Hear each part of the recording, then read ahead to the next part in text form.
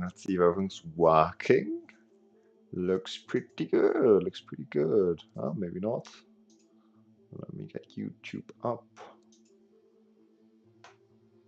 Oh, we're not live on YouTube yet, but I think on Twitch we're already working. Let's see what's going on here. Oops, didn't mean to do that. Ah, there we go. We're here. Perfect. Hang on, let me turn myself off. You don't have hear me twice. Okay, perfect. Well, good evening. Hello, welcome back to our Boycott Qatar 2022 stream series. Yes, finally, I'm back after a day off yesterday, a couple of days before then with internet problems and family stuff. We're going to try to stream a bit more in the next few days, although there's already one day tomorrow that I'm going to have to miss out on, but I'll update the schedule after the stream so everyone can see and know what's coming up. But with exciting times, we just finished the transfer, or we're about to finish the transfer window here. It's been a fantastic transfer window. Our director of football done beautiful stuff. But before we get into the football manager stuff, as this is, of course, the series which we're boycotting, or I am boycotting Qatar 2022 World Cup. You don't have to. We are trying to do something good because the reason why I'm boycotting is, of course, the migrants' worker rights situation surrounding the competition. Is because we want to do our little part to make this that little bit better and bring the beauty back into the beautiful game and compassion back to the beautiful game. So we're trying to raise money for a good cause, which is the migrants' rights organization, which tries to fight for migrant rights, or situations like the ones in Qatar where people have to work under slave-like conditions for a minimum wage don't happen again. And also that the people and families affected by the situation will get their dues. And so, yeah, we have set up a fundraiser. The goal is to raise 750 euros by the end of the tournament. Anyone who wants to take part, feel free, very welcome to. We're currently at 100 euros, and any little bit helps. So every time we start the stream day, I'll donate a little bit, and every time we end the stream date, we will also donate a little bit. I'm doing it via PayPal. So to start today's stream day, we're going to do that. I'm going to do it on the other screen. Obviously, I don't want you guys to see all my data. And yeah, obviously at the end of the stream day, we're going to do it again. And then we're going to jump into something more lighthearted, of course, with our football managers. New season, and an exciting one at that. You can see the thank you note. It has gone through, however, it takes a bit of time to register. At the end of the stream, we're going to have a look at it, and we will see the transaction having gone through. So for now, where do I need to go? Here's Football Manager 2023. So yes, we already started the season yesterday. First match, but not yesterday, the day before, but on the last stream. First match was a 1-1 draw, 2-2 draw away against Tobermoor. Now they were one of the better teams last season. It looked like it was going to Peter Haas had a 1-1 draw, but then exciting times towards the end, 87th minute, we thought we got the winner, but 90+6 we gave away a penalty. It was already a bit over at that time. So question to be asked about the referee, although he did then leave the game running and give us the opportunity to even equalize. After that, from a corner, we failed to do so. We also missed a penalty throughout the match, so we got 2 penalties, very cheap ones, but like they had a throw in from the side and we got pushed over at the edge of the box. Very fortunate. So at the end of the day, I guess it was a fair result away against one of the better sides of the league. Like last season, I finished 5th. This season, I predicted to finish 10th, but come off the back of a good season. And yeah, we've got a lot of new players in. They need to settle. So I'm not too worried about that. We've got a fantastic transfer window behind us. And we're about to finish it today. We'll do a bit of a recap of the transfer window once it's been finished. But I think we're going to finish it in this stream as we are already at the 26th of August. As Burns goes on his debut, and Colin Ward, Jack Berry, and Kai Wardlow also made their debuts out there today. We still have to go through here and criticize and praise the players for their performances. Bradley Moore not done good enough out there. Jakey Moore, sorry, I don't know how I thought of Bradley. And this is like the problem with him. He sometimes has huge games. Obviously those were preseason games, but 3 goals, 1 assist. And then in the games in between, he's just pretty tired, to be honest, pretty terrible. We've got a very packed fixture schedule to begin the season with. So we are going to have to rely on our squad depth, which we now have. Last season, we were obviously struggling a lot with it. But this season, we should be very well set in terms of squad depth. So that is very nice. as Kai Wardlaw didn't have the best of debuts. The only one of our debutants really who stood out negatively, so that's okay so long as it doesn't continue through. We will criticize his passing, wasn't good enough. He talks about as a defender doesn't come easily to me, but it's okay. I'll try to do better next time. Ferguson just got a 7.0 despite scoring the goal because A, we conceded to, and B, he also missed the penalty. As Jack Berry also fairly disappointing performance off the bench. And the post-match press conference. Now, normally we wouldn't care that much about them, but because Neil Stewart has stopped liking us, and this was kind of like the main aim of the series, is that Neil Stewart likes us, even though we were very close before like the first press conference of the season. Now all of a sudden we're just acquaintances anymore. I think he's met someone else over the summer, but we'll try to turn him around with our charm. Philip the Devlin has suggested that the team does not have what it takes to stay up this season. Do you agree? I strongly disagree. I actually think we almost got promoted last season, and we've got an even stronger team this season. I think we're going to get promoted. I feel like everything at this stage, considering the transfer window we had, unless someone major leaves, everything apart from promotion would be a disappointment for me. I'm going to put that out there. I'm not going to say it to the boys because they think mid-table is kind of the best we can hope for. Do you agree? I think he's probably right. No, I think I would wag my finger. I think it's a ridiculous statement, to be perfectly honest. If we're talking relegation candidates, perhaps Devlin should look a little closer to home. He's a Banbridge manager. Yes, they stayed up on the last day last season. Today's match saw a remarkable 3 penalties awarded. Do you feel the performance of the officials impacted on the result? I mean, I could complain about it because theirs one at a time, but ours were very cheap. So I say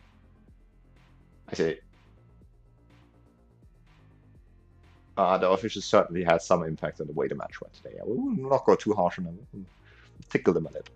Did it come as a complete shock to you when Andrew Ferguson scored? No, he took the penalty.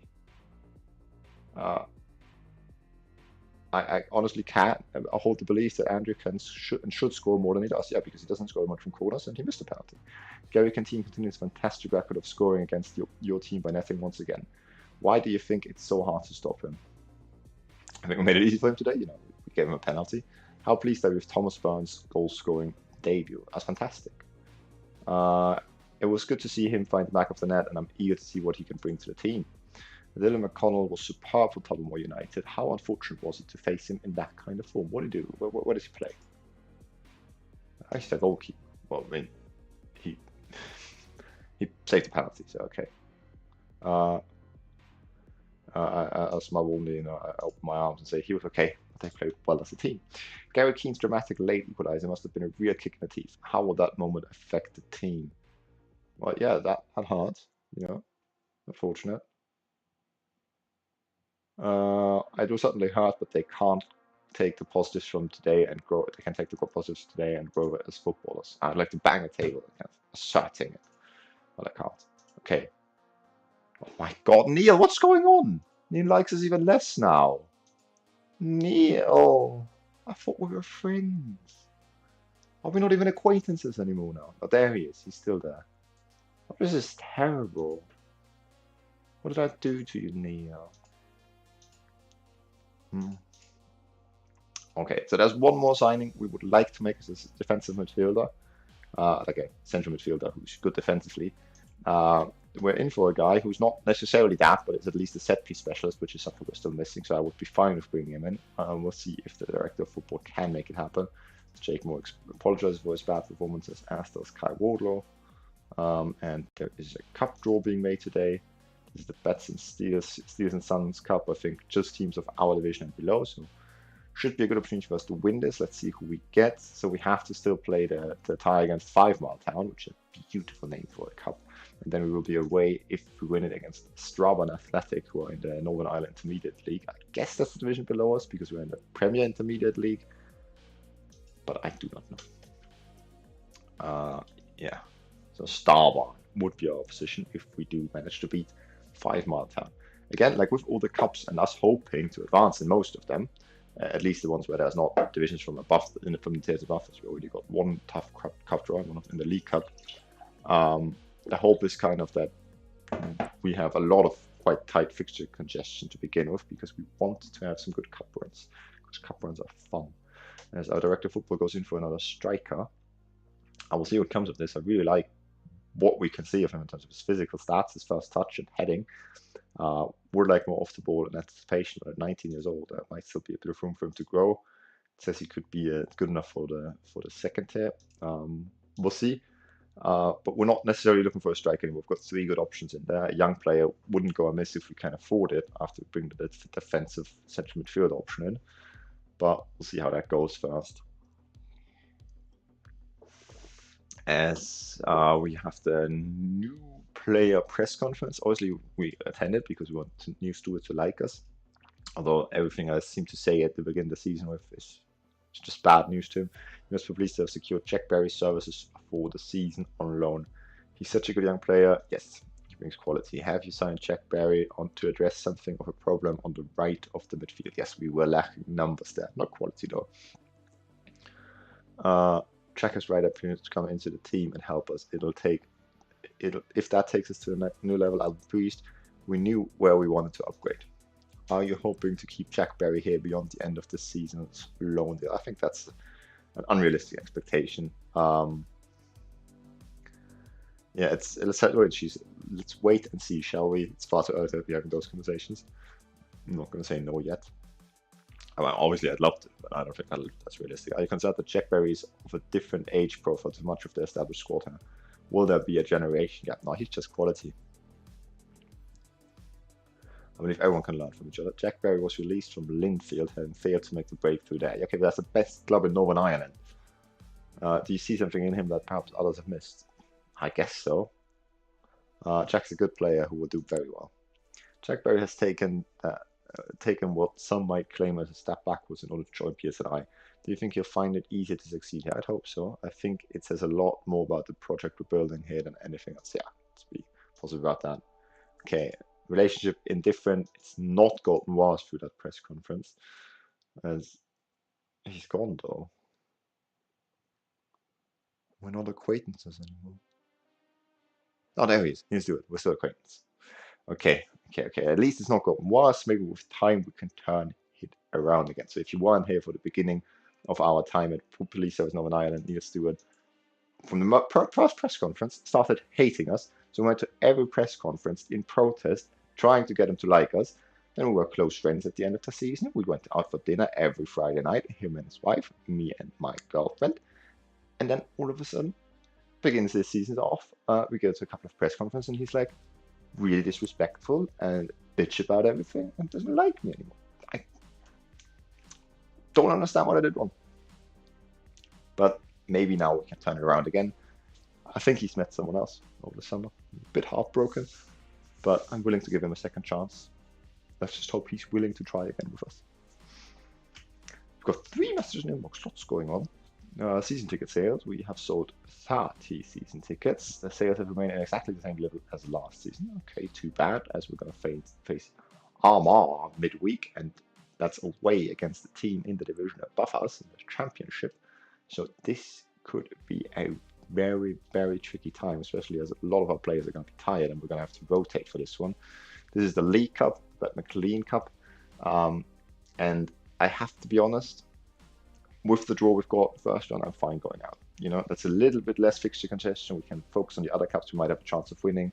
And, you know, from the 2 cups of like on the national stage where everyone is involved, also the teams above us, I would like to have a bit more focus on the Northern Irish Cup, like the FA Cup, which I'm guessing that's the equivalence, but maybe I'm getting that wrong. As Crew United make Jack Graham offer, he's had lots of offers in for him this summer. He's always rejected them in favour of staying with us. We'll see if he does so again. I would hope so. We do have the numbers to cover for him in that centre back role should he leave. But obviously, in terms of quality, we would be losing something. Tom Hegan's training is not producing any results. Don't like it. Jack Owens neither. Nor is John and McGill's. I will consider that at the beginning of next month. Thank you for the information. Jack Owens would improve if he started looking for the pass rather than the shot. That's a fair enough shout, actually. And I think I will go with that. We'll stop training final third then if it's not improving. And we'll accept that suggestion. Johnny Wilson feels a lack of depth in attack midfield. I thought we'd gotten rid of that with bringing Kaylan Ward in, but hopefully with Owen, so we just had a look at learning to be an attack midfielder as well. Should be fine. Jack Graham is not improving his weaker foot, really. Not good. And end the meeting. Perfect. Thank you very much for all the updates. And we're about to already get into the fast game of the stream, I'm guessing. Press conference has been called at New Forge Lane. Neil Stewart's around again ahead of the cup match. Some people have labeled your team as potential giant killers against Arna United. Are you confident of pulling an upset? I appreciate their faith in us, but I will do no gesture and say, I don't know about that. Arna United are a very good team. What are your thoughts on playing a team the size and stature of Arna United in that Pat McLean Cup? I'll be very excited, smiling warmly at Neil, because that's always helped into his good books. Do you have any update on William Moore's injury? I don't really care. We've replaced him, but he can go. But we'll keep him around for the squad morale because he's the only team leader. He's the club captain. So we'll keep him around for now. We have to be patient with injuries like this one. Everyone seems to think Tony Tamilty will be the difference maker. But I'm not even sure he'll play. Tony Leon can't win a match. Nobody's predicting P.S.N.I to pull up any trees in the Pat McLean Cup. But how do you rate your chance of success in this competition? You have to be realistic. Come on, Neil. Come on, Neil. Okay, nothing's changed with my relationship with Neil. Let's check if that is actually confirmed. Neil. Where is he? Neil, where are you? Are we still acquaintances? He's not here anymore. It's like we don't even know each other anymore. Everything's changed. No, he's not even like our acquaintance anymore, presumably. Oh no, Neil. Who worked so hard on getting him to like us. I'm so sad.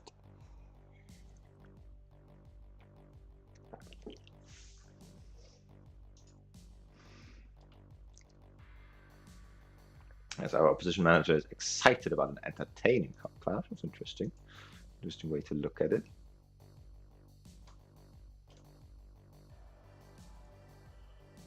As Knock Breda, who've just gotten relegated last season, sit top of the table when we're going to be facing them next weekend. So that's not going to make it any easier.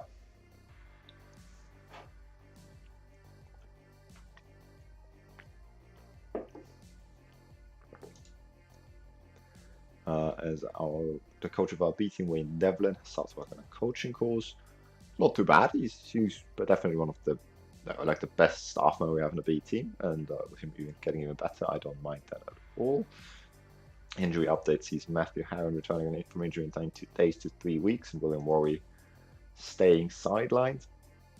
I'm quite surprised that he hasn't decided to announce his retirement, but again, I think it's good for squad morale keeping him around, because when we look at our hierarchy, William Worry is the only team leader in the team. He's the club captain, and he is also in favor of me, supports me, so that is very good to have on top of that hierarchy.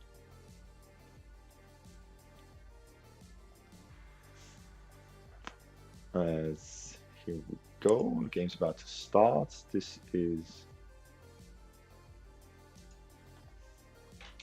going to be season 2 stream number 3. I'll save it here before we jump into the game, just in case anything goes wrong.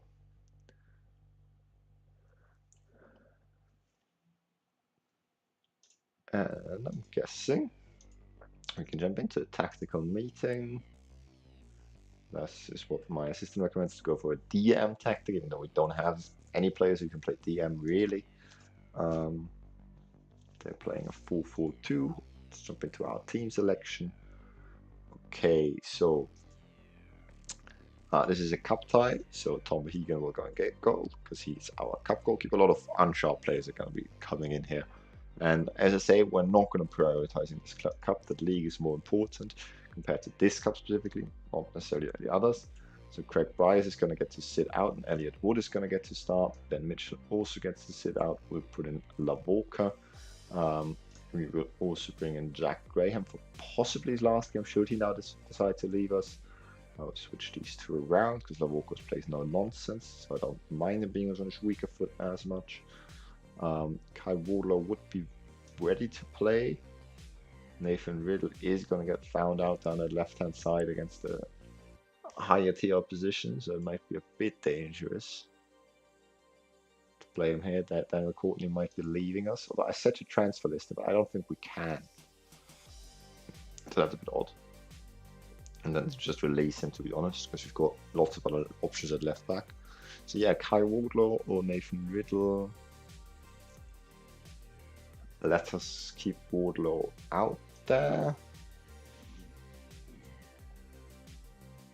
Because I don't want to capitulate completely. And Nathan Riddle has shown himself to be a good player in the league, so he can play on the weekend. Jonathan Wilson is going to come out for Matthew Hanna.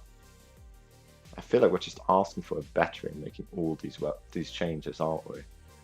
Maybe Johnny will keep in there. Aaron Cochrane will stay as well, because we might have a new player coming in for that position anyways, who's going to be a starter, so this is a good opportunity to keep him in there. We'll give Jack Barry the first possibility to start for us after he came on off the bench last time out. Tony Tumulty should really go in an attack midfield spot, but I would be tempted to give it to Jack Owens, let him train the position a bit more, and also he's more of an attack midfield on support, whereas Tumulty is more of one on attack. Tom Barnes scored last time out. Should we try and let him continue his good run of form? We would have Mr. Clark to come in for him. I'm a bit scared that he's just not up to the standard. Let's leave Thomas Barnes out there.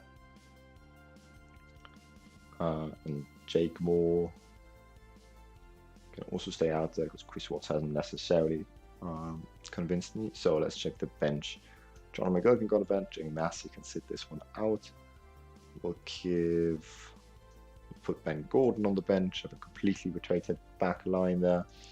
Craig Bryars will make space for Nathan Riddle.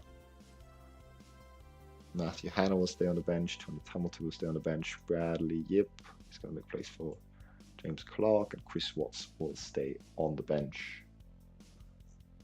Okay, perfect. We are going to make some next match only changes. In that we're going to go staff balance, because this is a team from above us in the league. We will take short kicks because Hegan is better with his feet than our other goalkeeper, and we will not press as often, and we will not prevent short goalkeeper distribution. Or will we press as often? Let's continue to press the way we do.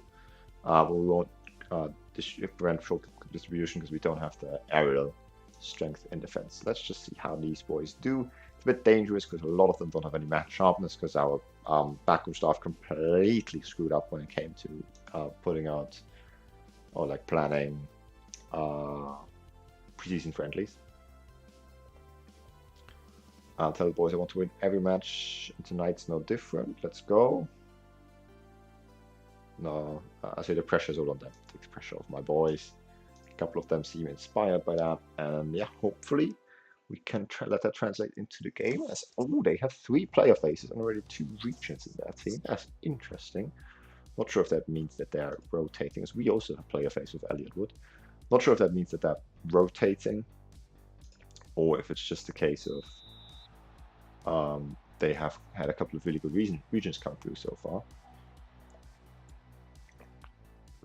Now we also have a region already in the team, as we're going to lower it to key highlights. A region already in the team in our goalkeeper, in the starting goalkeeper, Jamie Massey. He actually didn't come through the club's youth academy, because apparently the club doesn't have a youth recruitment at all, which I'm quite surprised by. I didn't know that exists in the game. I thought they all have some sort of a youth recruitment. However, our director of football did decide to bring in a head of youth development, which seems a bit pointless considering that, but it is what it is, as they get the head goal for Stephen Murray, and that was a rather unfortunate one. We did get bodies in the way, however they did just deflect it in rather than block it, so that's not an ideal start. Again, we're not desperate to progress in this cup. It would be very nice if it was down to Jack Graham. So we have rotated heavily. We're playing against the team in a division above us. However, we do want to give a good account of ourselves, and hopefully, maybe get through still. It would definitely not be a bad thing. And our priorities lay elsewhere, in either cups we can win, cups which are more important, like the FA Cup, as Conor Mullen puts them 2-0 up, and obviously the league, because we want to get promoted this season. So yeah, that's not ideal. 9 minutes in, already 2-0 down. Could have gone better. How that ball has gone through, I will never know. 3 of our men should have gotten in the way of that. Very disappointing. And maybe they will get a telling off in a second.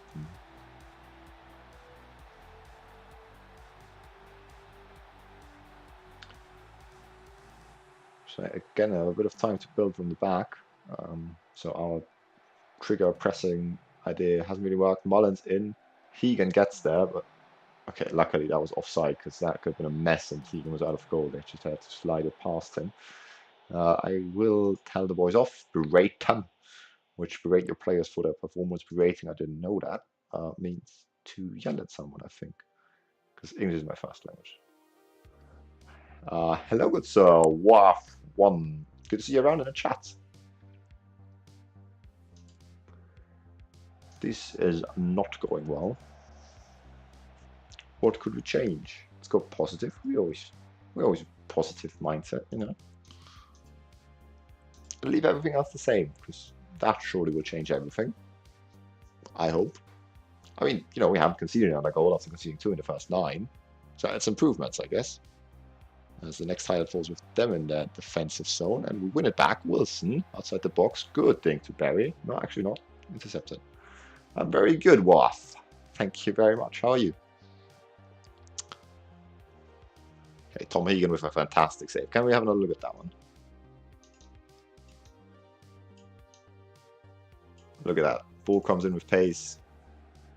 And he just, gets down to the ground. Really, at 2-0 down, that's not what we need. You know, check out the pace a bit, my friend. Because I'm not sure who this highlight is going to be for. It's not going to be us, I don't think. Oh, maybe we win it back. Can we get rid of this? Thank you. Tom Hegan, always going for the long punts, even though we tell him to play it short. Actually, we don't want to keep on telling him to play short, because he plays short to a defender who's not good on the ball. Because we changed our defense around us. Conor Mullen makes it 3-0. Oh no, no, no.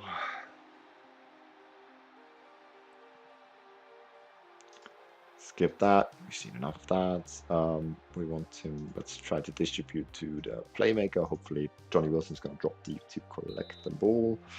Don't really know what else to change. Which is, you know, it's like Einstein's definition of insanity. Just keep doing the same thing over and over again, hoping for a different result. That's what we're doing here.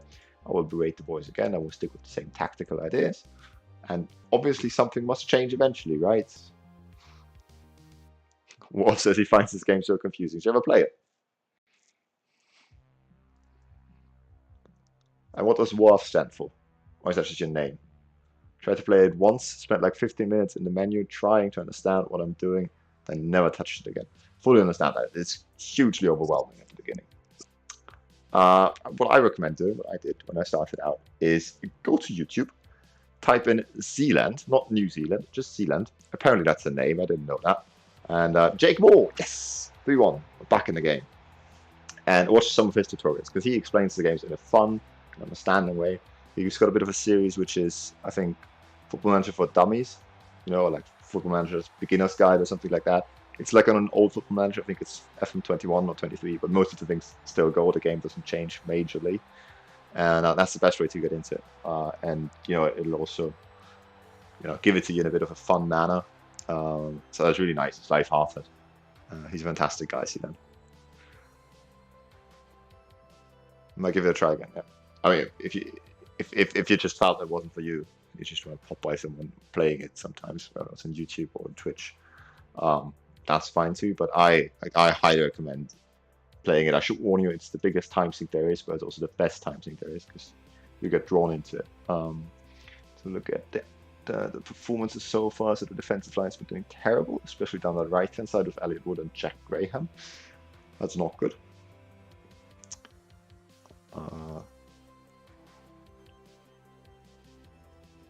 As I think we'll tell Jack Graham to go no-nonsense as well, because he hasn't been able to pull a pass off, and this way at least he takes less risky passes. Johnny Wilson's played well though, creating 2 key passes. what else can we do? But also, well, if you have any questions about the game, feel free to ask. I'm happy to explain you some things. I'm on mobile anyways. I heard the mobile version is simpler than the PC. Now, I never played the mobile version, but from what I hear, yes, it is. It's a bit watered down, less detail, less things to take care of, basically. So, yes, as far as I understand, it's a bit easier. I want a much better display in the second half. And most people seem motivated by that. Jack Graham can play a no-nonsense defender. He's already on a yellow, which obviously scares me. Other than that, I didn't really see anything which we could change, which would give us big chances of winning this one. We'll tell him to take less risks when passing, because he has not done very well in possession so far. And we'll see how the players perform to begin the second half with. Otherwise, we'll make some changes pretty early on. Either way, I don't understand what I'm doing the moment I get past the main menu. Not sure what you mean by the main menu, even to like start a save. Oh, it's painful. But again, Zealand series, like the Football Manager for beginners, goes through that as well, how you set up a save. And really, it's hugely recommendable to give it a watch. But basically, you just click Start the Managerial career, pick a team you like. It's recommendable to start with a team where, I guess it's recommendable to start with a team which are dominant in their league, but aren't a big team, because then you don't, because the big teams have so many like staff members, so many things to take care of. So you should pick up someone like, I don't know, who's dominating the league. Linfield, for example. Linfield in Northern Ireland. Not a big club, because there's not that many professional sides in Northern Ireland. However, they're dominant in their league, so you can't make that much wrong. So you can just like focus on tactics and like play a season with them, and then you get way better understanding of the game. And you should still be able to win most games because they're just so dominant in the league. Or, I don't know, the New Saints in Wales. Or what are smaller leagues around Europe where there's one dominant team. You can also go a bit bigger with Dynamo Zagreb, but a bit more complicated. Yeah, start with a very big team, experiment, try to understand the game, go step by step, watch tutorials, etc., etc. I tried that, failed miserably. Hey, maybe it's just not for you. But I believe in you. It's just go into it with a bit of self-belief, because it is, as I say, it's the best game there is for me.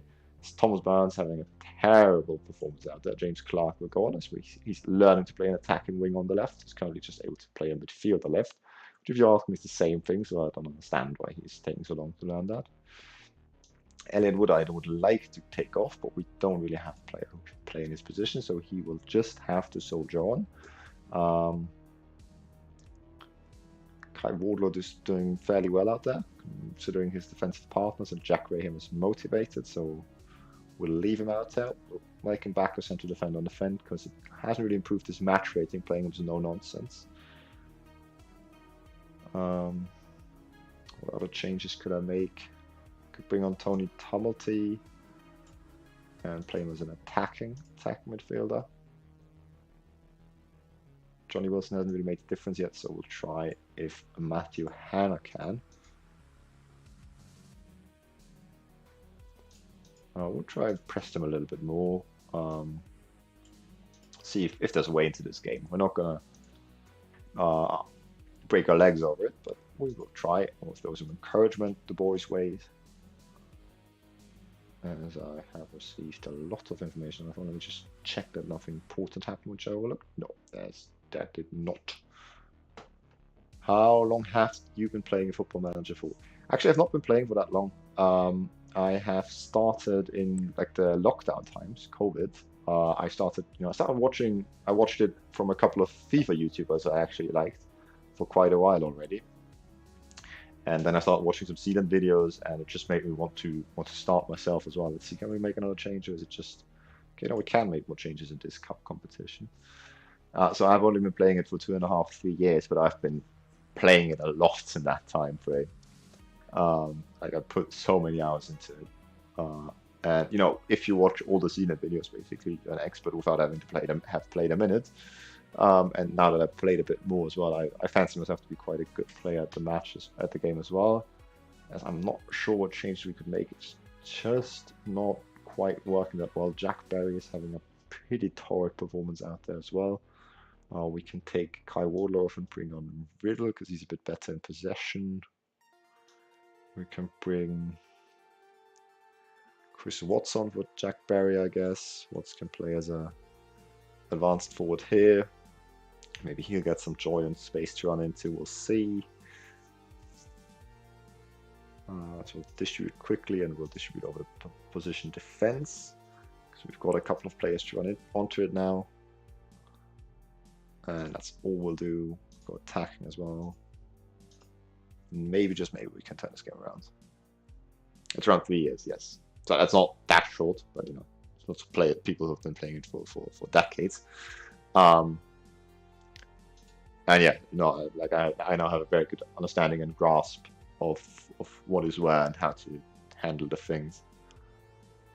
But really, I get it's completely overwhelming to get into. The user interface also not the nicest of some things. It's just it's often described as a glorified spreadsheet because everything you have basically is just numbers and then some dots move around the pitch. Obviously nowadays the graphics engine is a bit better than that. Still, as we do have a corner to maybe make it 3-2, as we already scored from one corner in this game. Wood is under it. Can't quite get there. Riddle out to Clark. Riddle delivers. Out of the post! Oh no, if Jake Moore could have got on the end of that.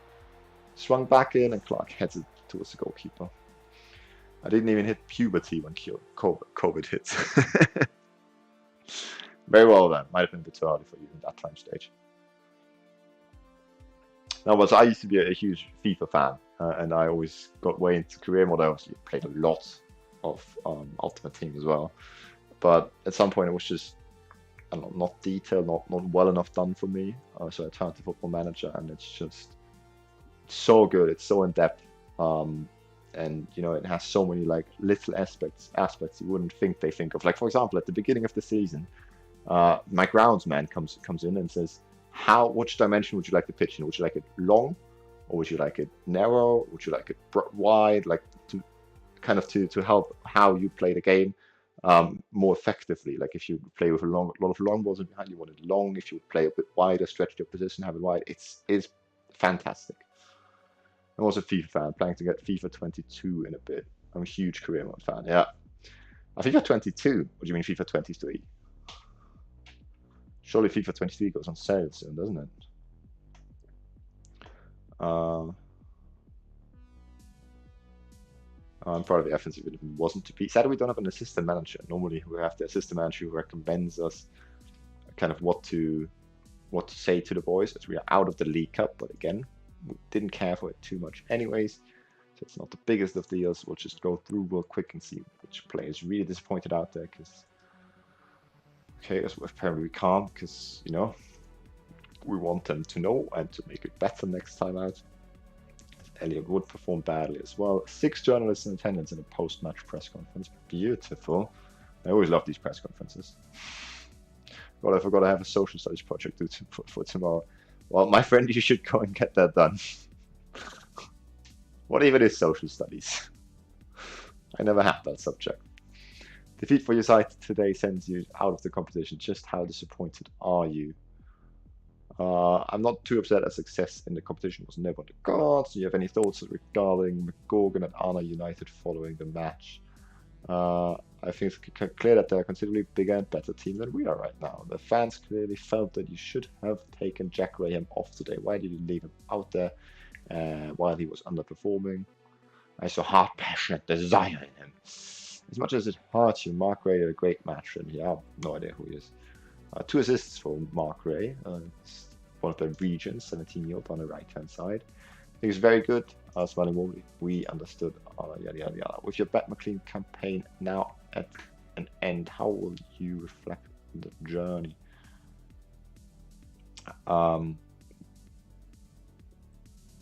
Okay, let's be a bit negative. We can't talk about them until the cows come home, but it's more important for me to see us take the next step. We have to actually do that now. Okay, summary, no opinion changes, perfect. Okay, Wolf says, give me a sec. I don't know if that's in response to me asking what even is social studies.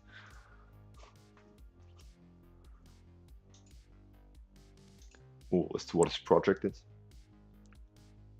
Oh, thanks for the follow, Wolf. Just saw that. Thank you very much. Transferring a slam shot on Thursday. Are you still looking to do business in that time? I would hope. Is that still waiting to go through? Connell Young, that's the guy, right? Yeah, that's the guy we're looking to get in. Yeah, I would hope so that we still do some business. I want to get that guy in. You never say never. Good.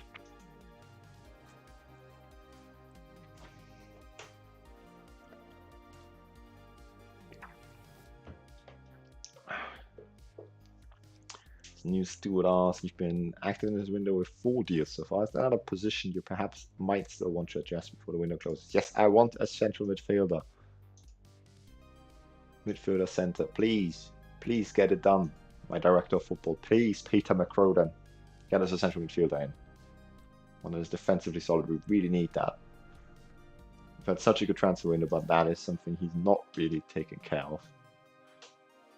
There's not great scouting report. They're playing more or less the same system as us. We're playing them at home. I think our system should kind of suit that.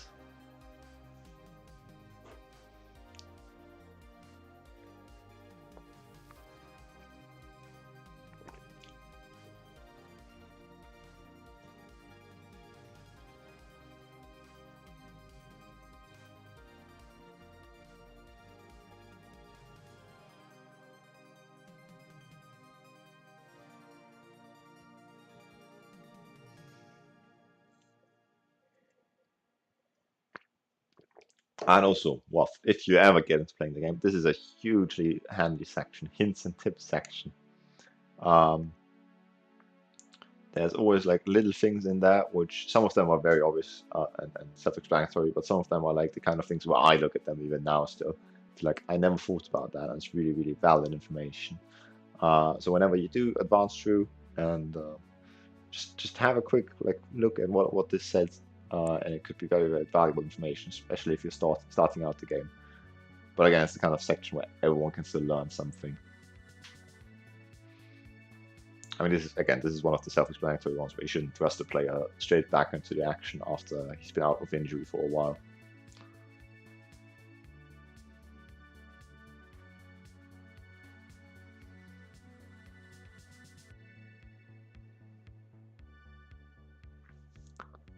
Actually, I need to change the stream title, don't I?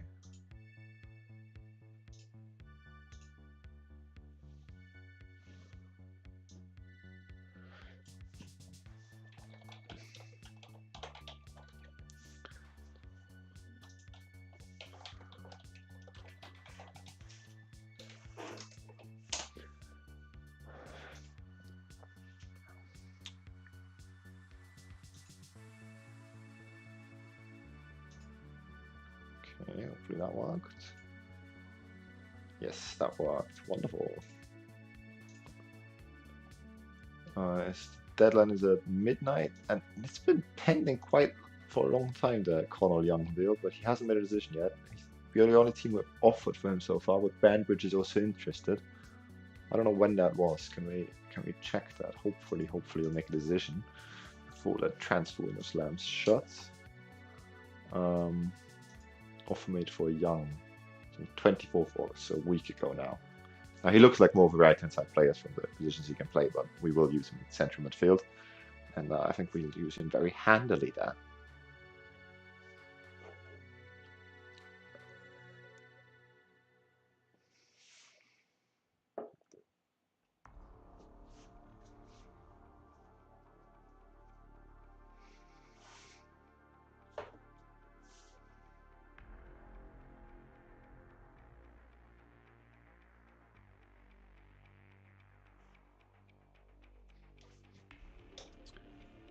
Stewart has rejected us because we're unable to offer him enough of an appearance fee. Again, I would have liked to get him in, but he definitely wasn't a top of our priority list, so that's okay. But hopefully, let's just get Connell Young done now.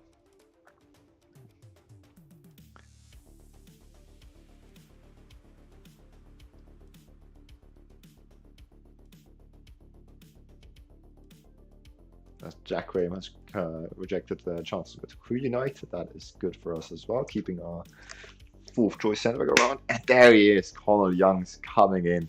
Now, before we pull the trigger here, he was supposed to be on the highest amount of money we would have at the club. Now, we don't have anyone on a part-time contract. We all have to have all the players on non-contracts. They will just get paid depending on how much they play. Connell Young looks like a winger, and wouldn't be a bad option to play down the wing. With 3 dribblings, I'm not too desperate for that. Right back would be a very good option, actually, if you ask me. However, we will be making a defensive central midfielder out of him because we need one of those. We have been for a while. We're crying out for it. However, our director of football didn't do anything about it. But he's okay in that position. He's got 11 first touch. He's got 14 decisions. He's got a bit of acceleration, so he can be a bit more aggressive. He has got not the best defensive stats, but attributes I was hoping for, with 5 marking, 7 positioning, 7 tackling, 7 concentration as well, but it's okay. And the big added bonus for him is he's got 12 free kick taking, and he has got 8 corners, which is very good for his level, combined with 9 crossing. 5 technique is a bit low, but he should be a force to be reckoned with from set pieces, and that is kind of an asset that we can make huge use of, so that we can kind of gloss over the fact that he doesn't have the best defensive stats. Also, combining with that is the fact that we don't have central midfielders right now who are better in those areas anyways. So he is going to be coming in, and we are going to force him to play as a central midfielder as he hits free kick with power, reportedly. Yeah, let's pull the trigger on that deal, accept it, and continue on through.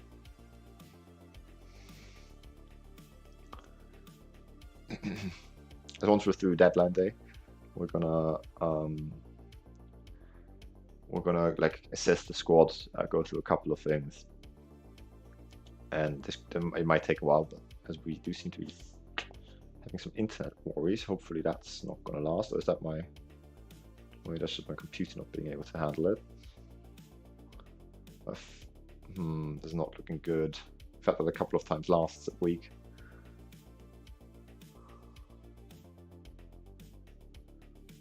Are we okay now? I think we're okay now. Hopefully we'll stay fine as well.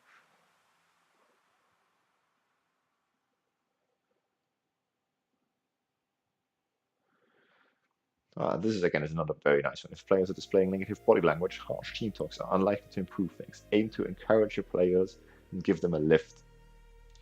So only if they're showing like neutral or negative or positive mindset anyways, a negative team talk might help to kind of push them even further. But if they're already in a negative state of mind, if you kind of lean into them, it might lead to them losing their spirit a little bit.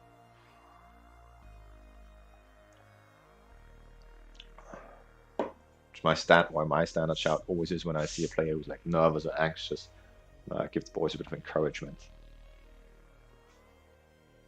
I continue to be buffering. My upload rate looks fine. Sorry if this is coming through at your end, but it looks like it is. I might have to restart the stream in a second. I will see. Hopefully not though. It's taken a long time to progress through the 1st of August today.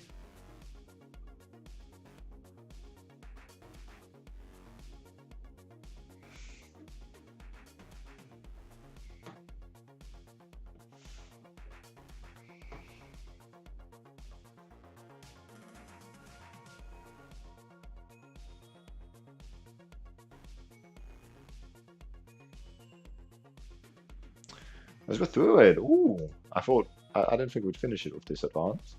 We'll ask Mitchell to welcome Mr. Young. It's very good. Connell Young, 3-star current ability, 1.5-star potential supposedly. Registered big matches as well, which is nice to see. And yeah, what we will do with him is we will let him train to be. Let's actually see what central midfielder roles he would prefer.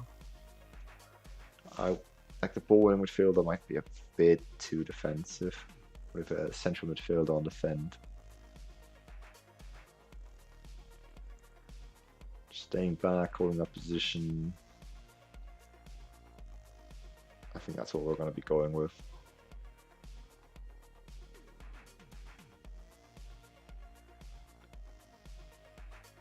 Maybe ball winning midfield on defend.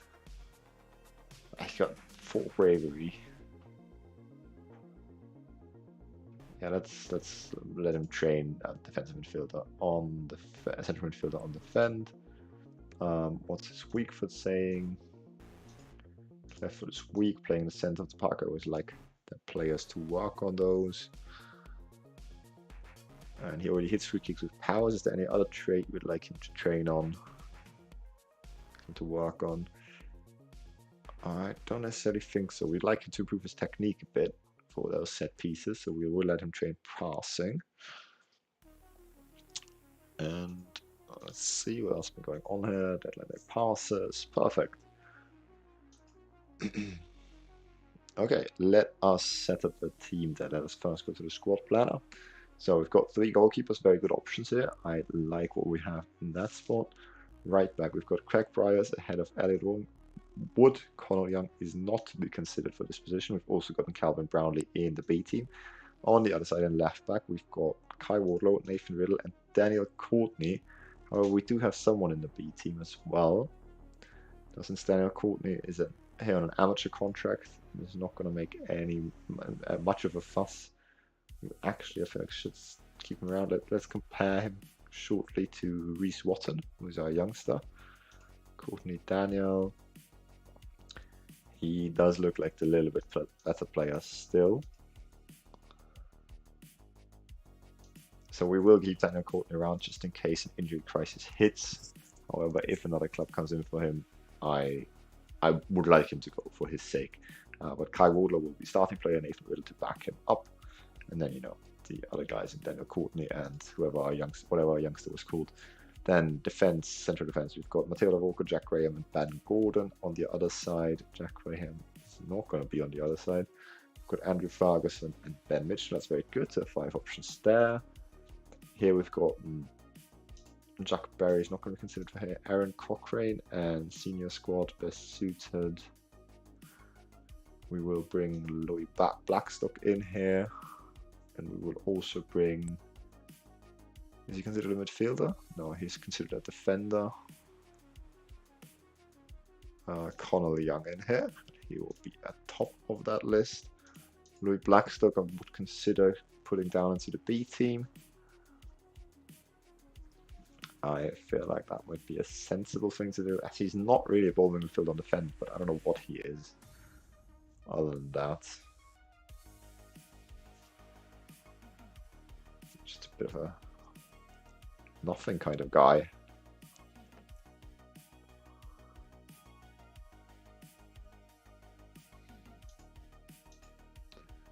It's just a bit of a central midfielder on support, I guess. We'll let him train there. Let me set that up too. Where's Louis Blackstock? Central midfielder on support. Personalized. Central midfielder on support.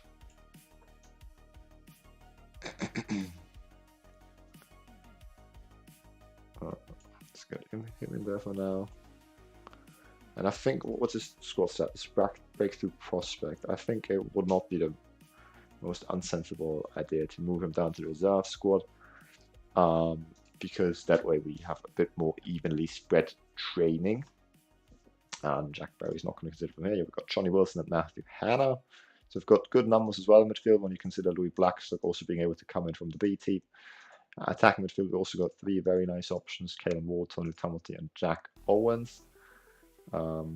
Jack Owens and Tony Tumulty are just a bit 2 different options. Jack Owens is more the playmaking kind of guy, whereas Tony Tumulty is more like the secondary striker kind of guy, attack midfielder spot. So we'll keep them both in the first team.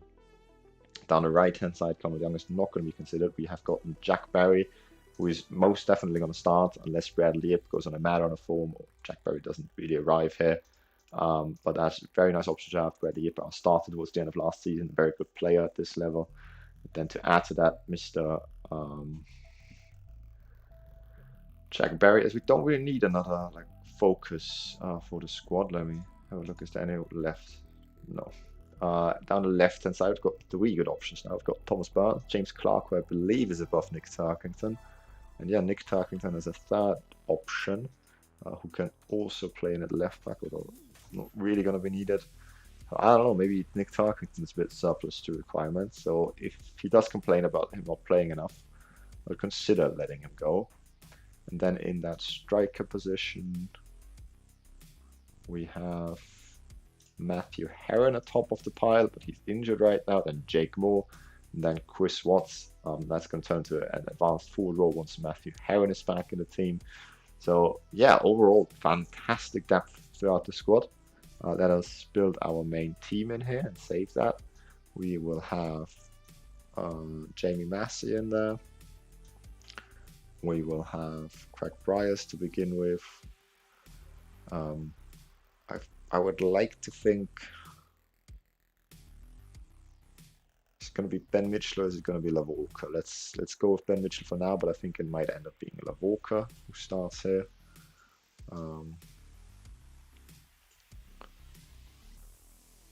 Mitchell, Ferguson, Warlow. Obviously, this is going to be Johnny Wilson. Aaron Cochrane. He's going to make a place for Connolly Young. Stuck out. Jack Berry's going to stay as a starter. Kalen Ward is going to start. Tom Burns is going to start, and it will be Matthew Heron as a bench. So Lavorka, the first centre back, our backup. Graham as our third. Riddle as the fullback on the bench. And we're going to have Wood in there because he can play both left and right back. He's a more sensible backup to have in there. He's more flexible. We will have Matthew Hanna and Tony Tumulty. That's okay. That gives us good options going forward. Although Aaron Cochrane might also not be a bad idea to have that defensive option. No, he's not really that defensive, is he? So no, we don't really need Aaron Cochrane. Even if we are looking to see out a game. Actually, maybe if we're looking to see out a game, he at least can play in DM a little bit. And let's leave it as this for now. Maybe we'll bring him onto the bench. James Clark on the bench, or Bradley Yip. Bradley Yip, as he can play down both sides. And obviously Jake Moore is our backup striker. And with Riddle, Cochrane, and Clark. We still have Ben Gordon, Courtney, Turkington, and Owens, and Watts. Okay, that's a very good, very deep squad. I'm highly impressed with the work of our director of football. A bit frustrated that he never kind of really considered the central midfielder spots a priority, but I feel like the solution of Connell Young is not a bad one. Tactics are going to be like this for now. We might make some minor changes throughout the season.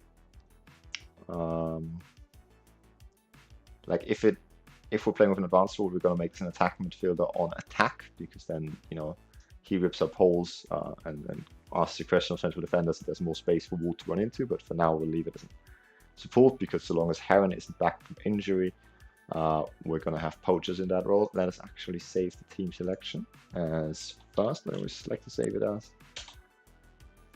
And then set pieces. We will obviously have for corners Connell Young coming in.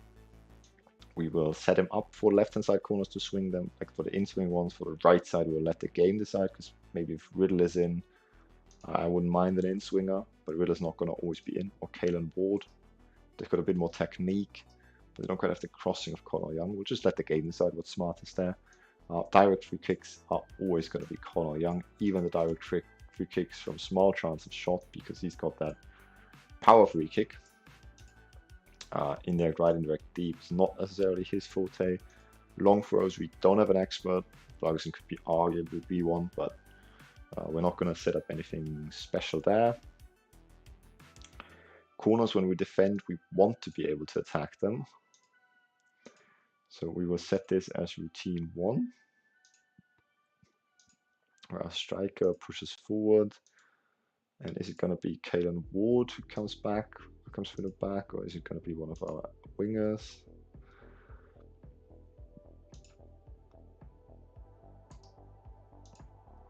And we think about that. I think Kalen Ward is the best option. Well, actually, maybe one of our wingers is a better one. No, actually, let's do routine 1 to be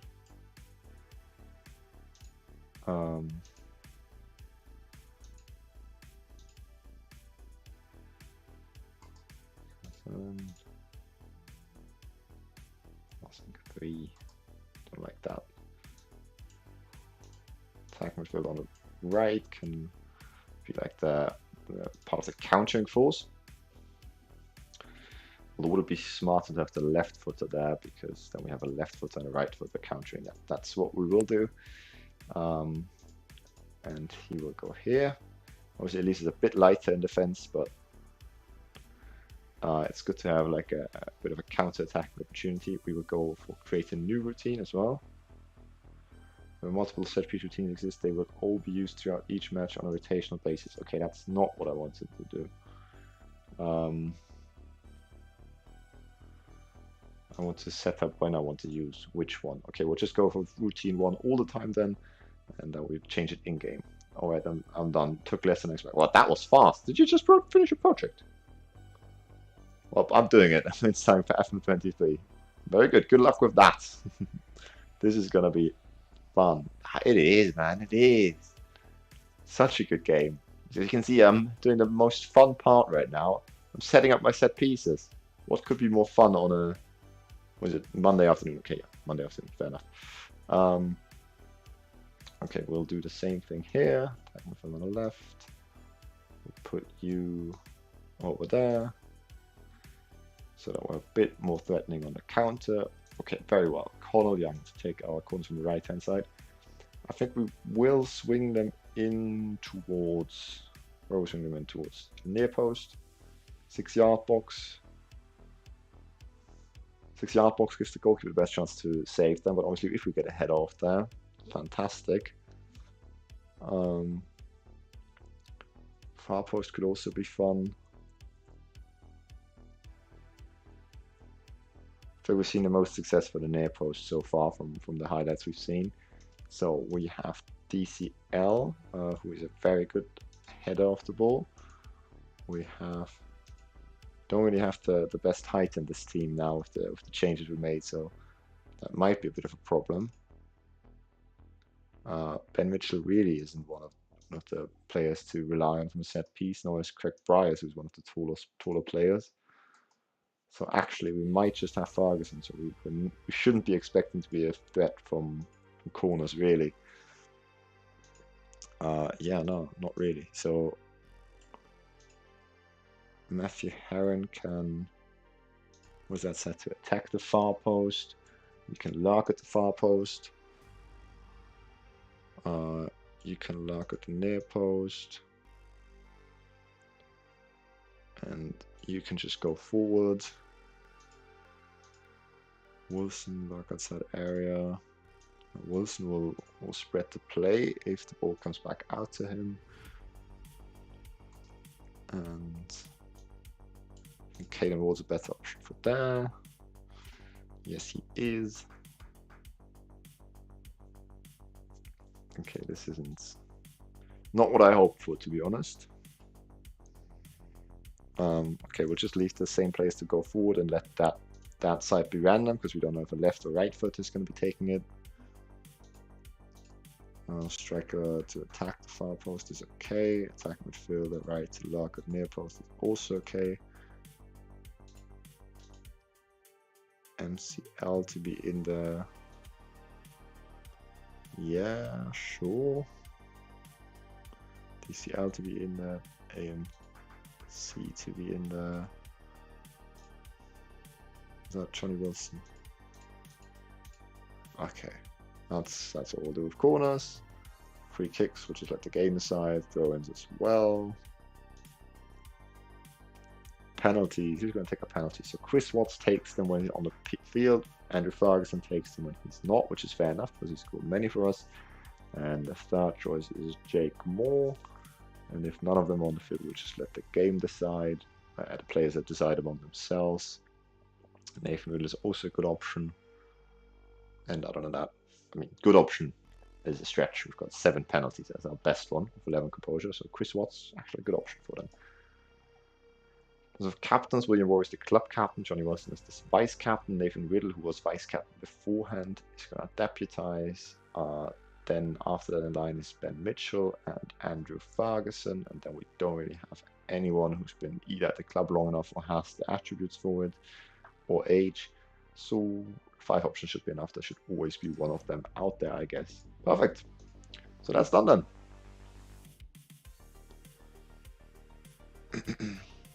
Sorry that I was a bit distracted with that. I redid it, or I already had it done, but I didn't like how I had it done.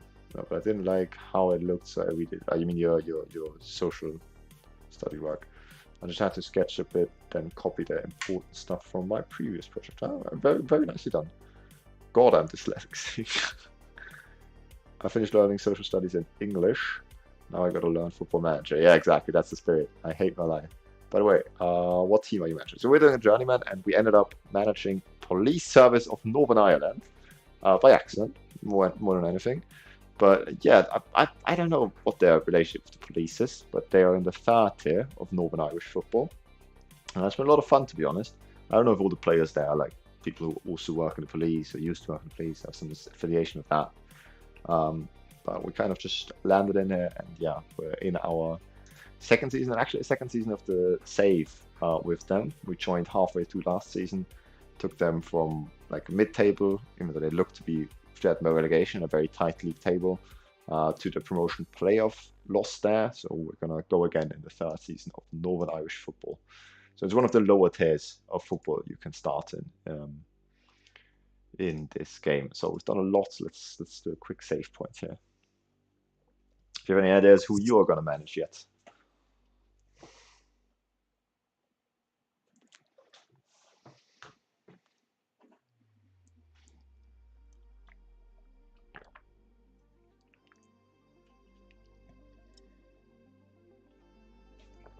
As we're about to get into our 2nd league game, Knockbrader have gotten relegated last season. They started the league campaign, hit back down in the 3rd tier very well with a victory and sitting top of the table.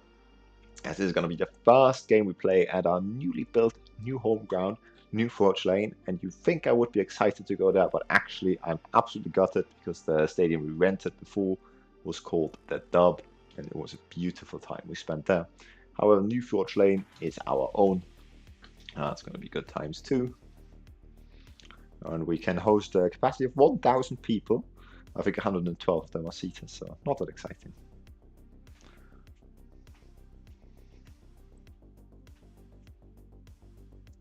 Oh, pre-match press conference. This is our opportunity to get Neil Stewart to like us. Please like us again, Neil Stewart. We were on such good terms. What's the latest on Matthew Herron's injury? I'm expecting him back sooner rather than later if things are going well. I think it was like 2 weeks away. How will you handle Matthew Herron's return to the team after injury? Will he be phased back into the fold? I actually think we could do with him as soon as possible. So, all being well, that might be the case because he's a fantastic player. With Young having only just signed, will you be holding a press conference to unveil him properly in the coming days? I have no idea, to be honest. I'm not sure. It depends on the schedule, but it's unlikely. I don't know. The media team will let everyone know. Young is available for the match against Knockbrader. So will you be throwing your new arrival straight into the side? I think so. Yes, with the set piece threat, it would be sensible to have him in there immediately. Yes, I know it's early days, but I think he'll be ready. Okay, let's continue the summary. Perfect. Actually, that means we want to change something with tactics. So he should be the central defender on the fence. So that's what we'll set the default tactic to. And whenever Cochrane comes in, he can play winning midfield on the fence. Good. Good.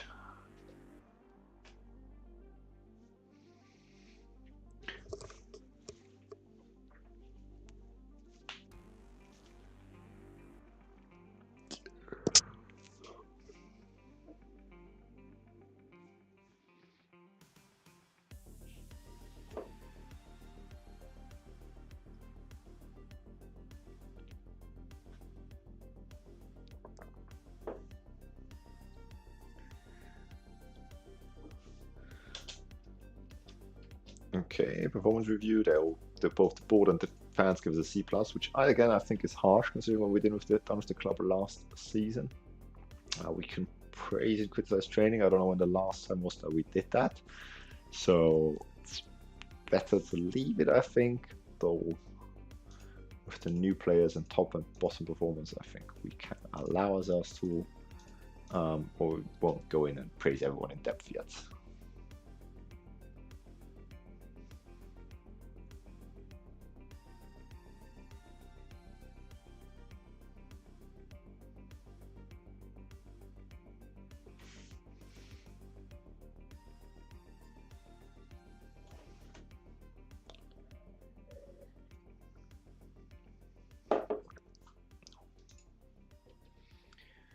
Okay, expectations for upcoming match against NOK Breda. Do we get this for every match? I didn't think so. So the board expects us to draw, and the supporters also expect us to draw, which at home against one of the better sides of the league is actually not too unfair, because I think we should be one of the better sides of the league too. Although they are predicted to finish, okay, 5th in the preseason predictions, after getting relegated from the championship, the division above, last season. Does reputation for your manager affect anything? Yes, it affects a lot actually. It affects what kind of jobs you can attract. So if you're like starting jobless, or if you eventually get fired or want to move on to a bigger job, the higher reputation, the more likely you are to get a bigger reputation. And also, which is very important, it affects how the players view you. So if you have a lower reputation, most of the players at the club or the club that you're joining, then the managerial support will be in the dumps, and players will be less likely to listen to you rather easily, and they won't be, you have to prove yourself fast. So actually, if you're starting out football manager, try to, like, when you set up your manager profile, you can like tick the boxes to assign like a relevant aspect to the team, like both in the playing experience and the coaching badges you have. Just take those options, then you should be fine, and you should be at about a similar level as the club you're joining. Or you can also just put the highest, and then the players will love you no matter what. Or if you like pain, you can also put it at the lowest, as I always do, and the players always hate you the first time you come into a club. So Matthew Heron is not ready for a selection yet. We shall not let that stop us getting into the game against NOK Breda. So, what are we saying so far? Which players do you want to play? So Jamie Massey comes in for the league fixture, as does Craig Bryers, and basically the entire back line.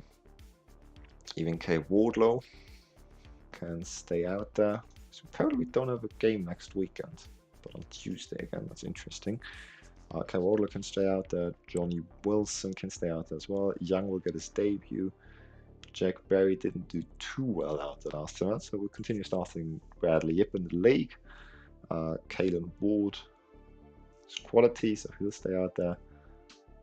Thomas Barnes had a terrible game midweek, so I think we'll go with someone else this time out. What did James Clark do off the bench? He looked very lively off the bench, so we'll give him a run out. Heron obviously not ready yet, so Jake Moore will come in, and Chris Watts will back him up. Okay, on the bench, Jack Graham looks a bit fitter than Lavolka. We will put Nathan Riddle onto the bench so that he can get a bit of match practice and sharpness into him. Hannah Tamalti, that's good. We're going to go with Jack Berry on the bench as well. I think we are. Or maybe Thomas Barnes. No, I think Jack Berry. Okay, that's a good team. I don't think we need to change anything for this match. We'll just go with our tactical approach. We made some changes over the off-season. And considering we had a very successful end to the season last year, there's a chance that if things don't turn around for us to a positive direction, that we might go back to the tactical ideas we had back then. But for now, we'll stick with this. I think it should fit the playing staff we have for this season a bit better. And this is a fast match out at the new stadium. I'll call the fans into the equation and say these fans turn up through thick and thin. Remember that as you go out there, pumping my fists. Remember that. Match preview.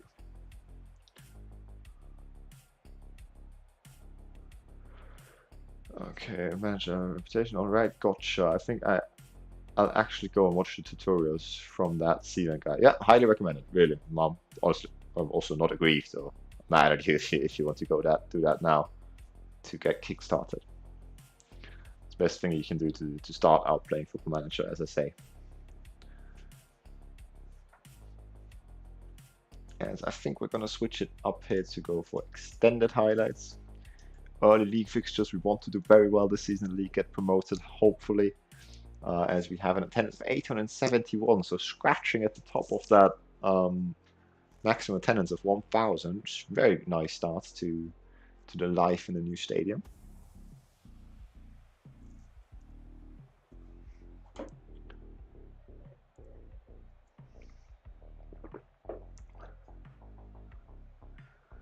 Although nothing seems to be happening to begin this game.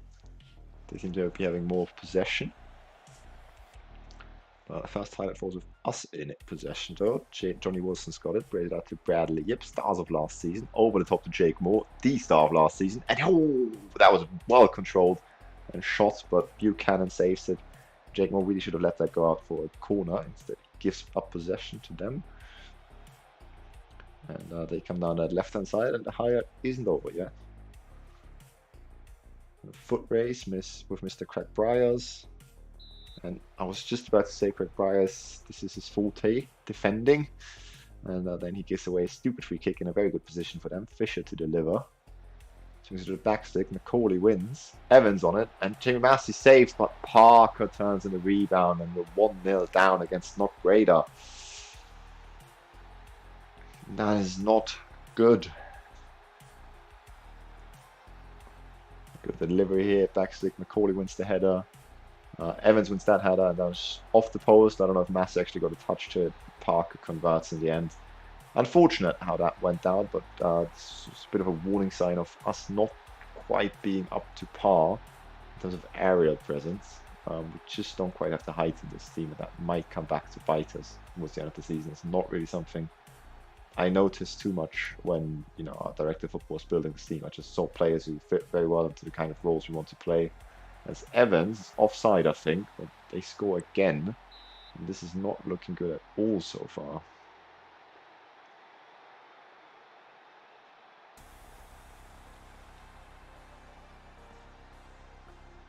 Go for some encouragement. But before that goes through, it looks like we have a throw into them.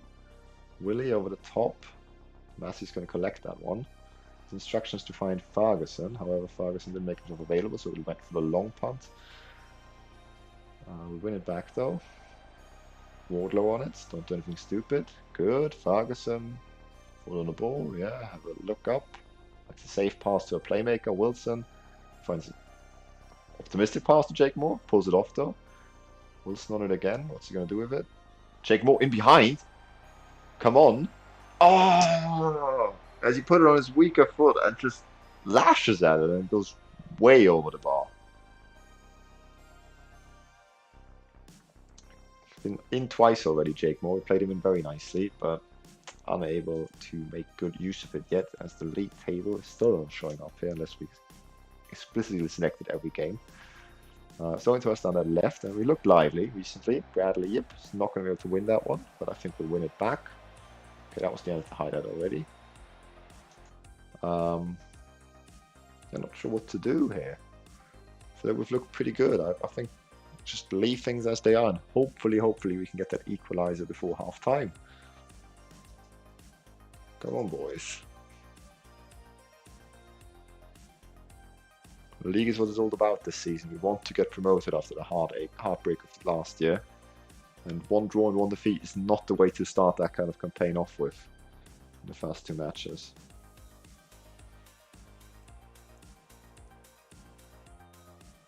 Ben Mitchell plays in our playmaker. Yip on it. Finds Mitchell again. Keep it calm. You've got options ahead of you. Maybe Ward. Looks for Yip over the top. And that's going to be an easy one to collect for Buchanan. Rather disappointing that he went for that option, to be honest. Buchanan plays it short to Caio Lobo. As we haven't seen Young on the ball yet, but his match rating suggests it's not been the best game. Moore could be in again. Shoots. I was wonderfully controlled with the chest to get a shot off, but yeah, shot lacking quality though.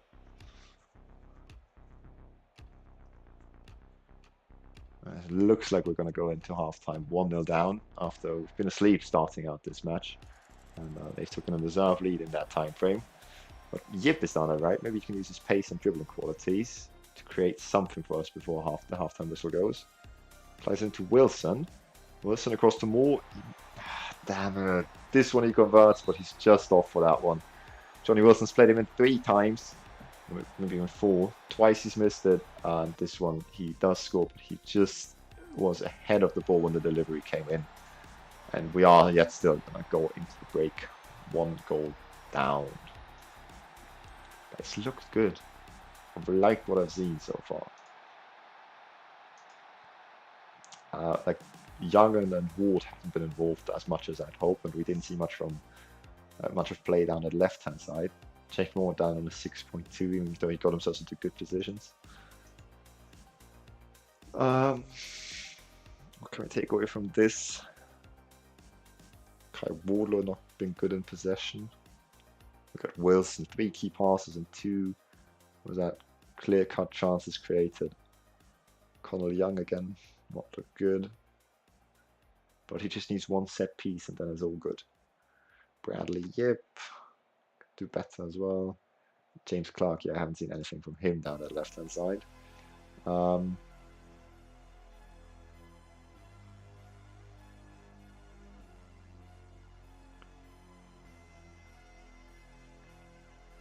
tell you what, I think they've been unlucky so far, because I think they have. Most of them seem motivated by that. That's good. I think that's a fair assessment of the half. They've gotten a bit unlucky. Tempted to push Joel Ward up to an attacking role, but I think we'll leave it for now. One change we will make is tell Wardlow to take few risks, because he's given up possession unnecessary amount of times. And other than that, because we looked so good towards the end of the half, we'll leave the first 10-15 minutes as it is, and hopefully continue that trend and this time converge from it. As Jake Moore picks this ball up here from kickoff, and that was a nice curling effort. I don't know why the defender gave us so much space to run into there. We almost made use of it, but not quite.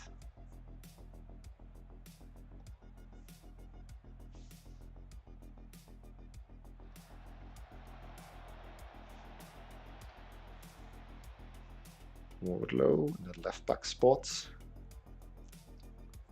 Highlight falling here just 5 minutes after the game is restarted. Yip in over the top. Can he score? Goes for the header from the edge of the 16. 18 yard box, sorry. And yeah, that was not necessarily too convincing, too threatening. We seem to be really good in possession today. Every time we've seen a highlight, we have not really had any stupid giveaways of possession, and most of the time created very nice chances from it. As Kylan Ward plays in Jake Moore this time, please, Jakey. It's just not his day. It's just not his day. We're going to take him off at the 60th minute mark unless he converts one until then. He's really picked up some good positions, but he's wasted them all. I think most of the 1.44 XG has come down to his opportunities, and he's just missed them all. As yeah, we will take him off. We'll bring on Chris Watts and see what he can do. Caden Ward is tiring a little bit, but having a very good game out there, so we'll leave him out there. James Clark, I wouldn't mind taking off, but we don't necessarily. I'm actually saying that we could play Bradley Yip, make him an inverted wing on attack, and bring on Jack Barry down that right. That might be a good idea. Connell Young again not having the best game, but it's kind of to be expected from him in that role unless he does something from set pieces, so we will leave him out there. We'll take off Kai Wardlow though and see if Nathan Riddle, who's a bit better in possession, can do something more. We will tell him to, do you know what, we'll tell him to play as a wing back on support. And that's kind of all the things I can think of us doing for now. We're not going to change anything major yet. As I keep on saying, we've been creating good opportunities. Let's keep going at that. Let's encourage the boys. And if nothing happens in the next few minutes, we will make some bigger changes as they have a set piece from deep here. And Massey picks it up. I was kind of scared that he would fumble that one. But then Ferguson looks up, looks for Watts. Watts wins the header. Wilson slides Watts back in. What can he score? Off the bench. Oh, he hits the post! No! Oh, it's been a cursed day for our strikers. Highlight immediately from the kick from the throw in though. Maybe it will be for us. Connell Young on it. Oh, please don't shoot. He's got like 2 long shots. The only thing that man can do is free kicks apparently.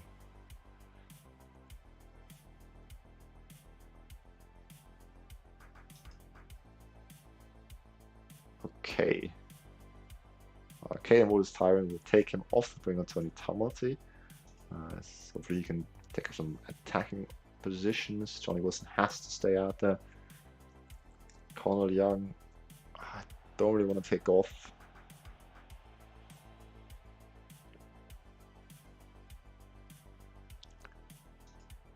Could bring in Jack Graham. Hopefully keep us a bit more solid in the air. Ben Mitchell hasn't had the best game out there.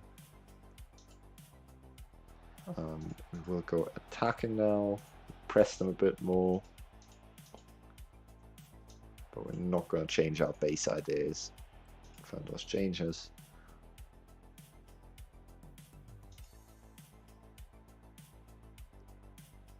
Demand more at the next opportunity. That hasn't gone down too well. With the players, changes haven't really helped us much. If anything, they've seen us create less.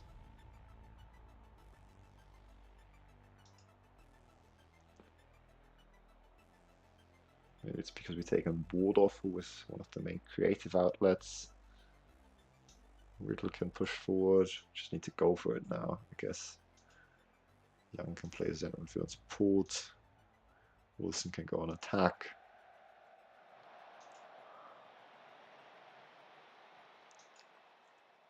We'll up the tempo. And play for set pieces. Mr. Young will distribute quickly. We will also distribute all position defense. Might as well try that.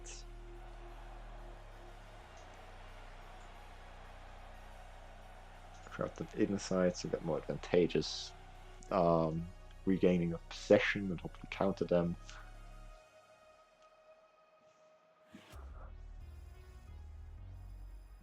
We've not created anything in like the last 10-15 minutes. As soon as we went more attacking. There was a shot. Encourage the boys. Come on, please. We can't be losing this one. Oh no, they have a good free kick opportunity here. Ferguson heads it out. And can we counter? Tumulty. Oh, we've got so many men flooding forward now. Come on. Find your man. Yes, he finds Chris Watts. Come on, please finish it. Oh, this is incredible. He hit the post again. Oh, we've had like, what is that? Five one-on-ones. Then another one who's offside. 4 of them like really easy, like having time to run at the keeper one-on-ones. One of them a bit more of a tricky one, but my God, how have we not scored at least once in this match? At least there was good signs there. At least we found some good opportunities. You can see the XG chart kept on climbing for us. They didn't do anything after scoring that goal. But they didn't need to. They go home with all 3 points. Otherwise, if we look at the numbers, we should have won that match. So despite the result, trust the process. We'll be successful if we keep that up. Yeah, I'm very, very happy with the performance. Oh, can't fault the boys for that. But it is a bit frustrating. That sees us drop down to 9th, 5 points away from even that promotion playoff spot. Very, very terrible start so far to the season. But we'll pick ourselves up, dust ourselves off, and hopefully do better in front of goal next game out. And you know, in terms of the build-up, we were very good anyways. As Jake Moore will get a week's wages fine because that was terrible. He's got a lot of chances. Very happy to hear that. James Clark. Got a bit of criticism. He's very happy to hear that as well, but he played terribly. Connor Young in the 6.5 in the end, so we won't lean into him.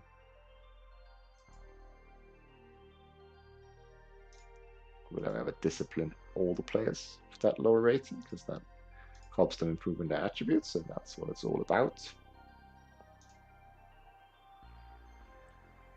Wardlow didn't pull out a single tackle, so criticize that.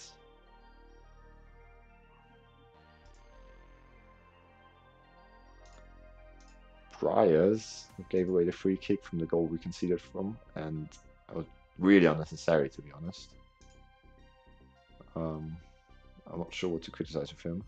I guess his creativity, it's not what we have him in the team for. Although he does take the criticism on board, which is nice to see.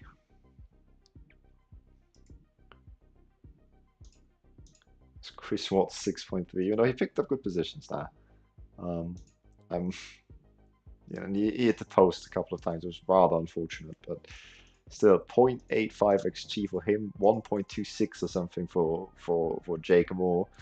And it's looking like we have a bit of a striker dilemma, so we need Matthew Herring to come in and hopefully come in and start firing. Young makes police service in Northern Ireland debut. Post-match press conference is about to begin. We'll just go there to get Neil Stewart on side with us again. Hopefully we'll be friends again. You must feel robbed after that. How on earth did you lose it? We certainly didn't deserve that result, but the quality of our play was encouraging. What did you make of Jake Moore's bad day in front of goal? I will... no, it wasn't a good time out there for Jake, but he's capable of rectifying things in the next one. He wasn't good enough today, unfortunately. He knows that, though, and he'll work hard as anybody when he returns to training. What are your thoughts about what appeared to be fairly solid debut for Connor Young? He'll be the first to admit that he can play better, but that's part of the game, and we're going to get to work. Yes, I want him to do better. What are your thoughts about Matthew Parker's performance? He scored the goal. He's a fullback. Really? 172 centimeters? No, he got the rebound. He wasn't the one who won the header. Yeah, he's a quality player. How did you feel Eamon McCarthy said he was interested in signing by Mitchell? I'll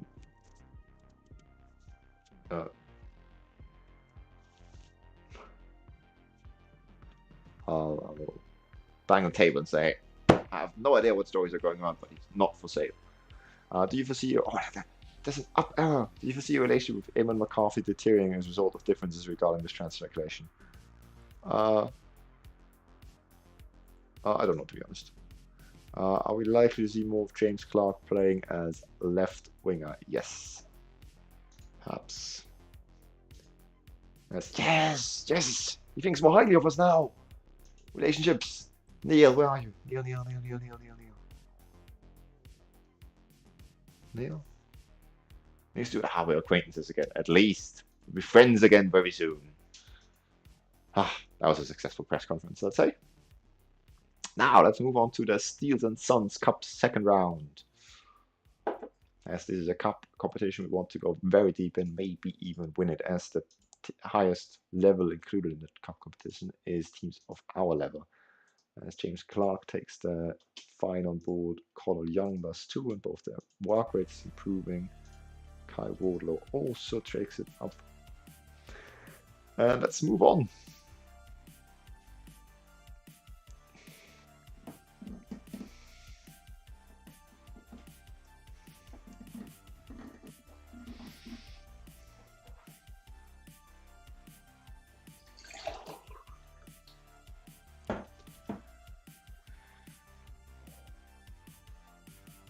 Here we go. A press conference to introduce Connor Young to the media, and Neil Stewart is in attendance. How satisfying is it to have completed the signing of Connor Young? It's a good day for the club. Delighted.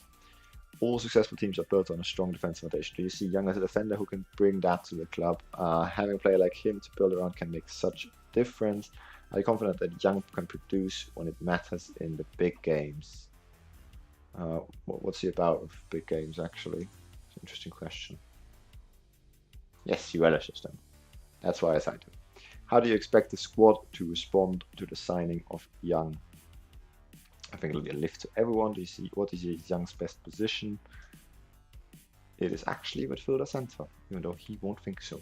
Do you agree that this signing is something of a coup for P.S.N.I, given the relative status of the player and of the club? I don't see it as a coup because I believe this is the type of player this club should attract. People may be surprised, but I think this is the evidence of fantastic progress we're making as a club. Will Conor Young find it easy to join in with the squad social groups? Are you aware of different fractions and the like? I don't know, I haven't checked in a while. I think and hope he'll settle in with our players just fine. Will you be able to fit Conor Young's role into your tactics? No, we'll just force him into a tactic. He's a fine player and very quality, and I'm confident he'll fit into our plans. We'll be looking for Conor Young to perform different roles for a team. I think a player with his characteristics can become very well-rounded and much more of a versatile threat. How will you get the best out of Conor Young? Well, there's no substitute for hard work. Yes, our relationship with Neil Stewart has improved even more after that. Come on! Where are we? Neil, we're close again! Yes! We're going back out for dinner Friday nights. Come on! If you didn't know, this series is all about getting Neil Young to like us. Neil Stewart, sorry, not Neil Young. That was the musician, wasn't it? I'm happy with that.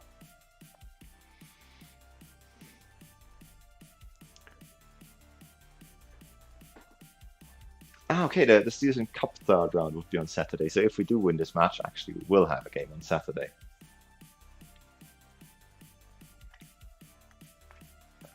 And we should be able to win this. 5 Mile Town is an amateur team from the lower leagues.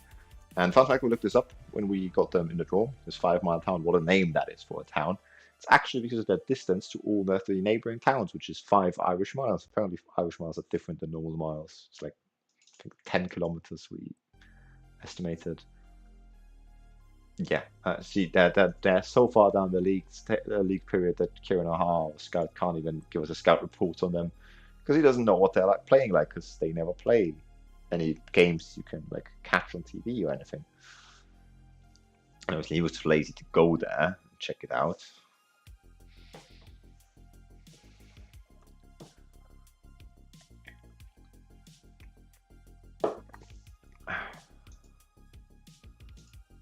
Team selection of the 5 Mile Town. 5 Mile Town favorites.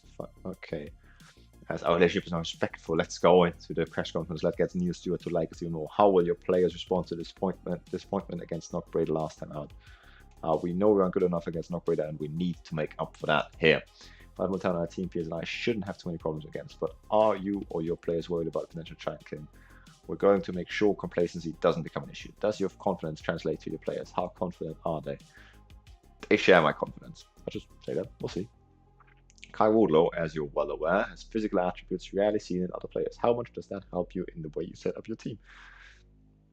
He's absolutely one of our most important players, and I think I'm a very lucky manager. Let's talk about Jakey Moore. He's surely got the ideal profile for this match. We'll see. It's not right to single out one player like this. I think we'll start Chris Watts, actually. As that has left the relationship with Watts, with Stewart the same, so we're still close. And let's move on to the next day. We're going to change the team out, obviously, for the cup tie.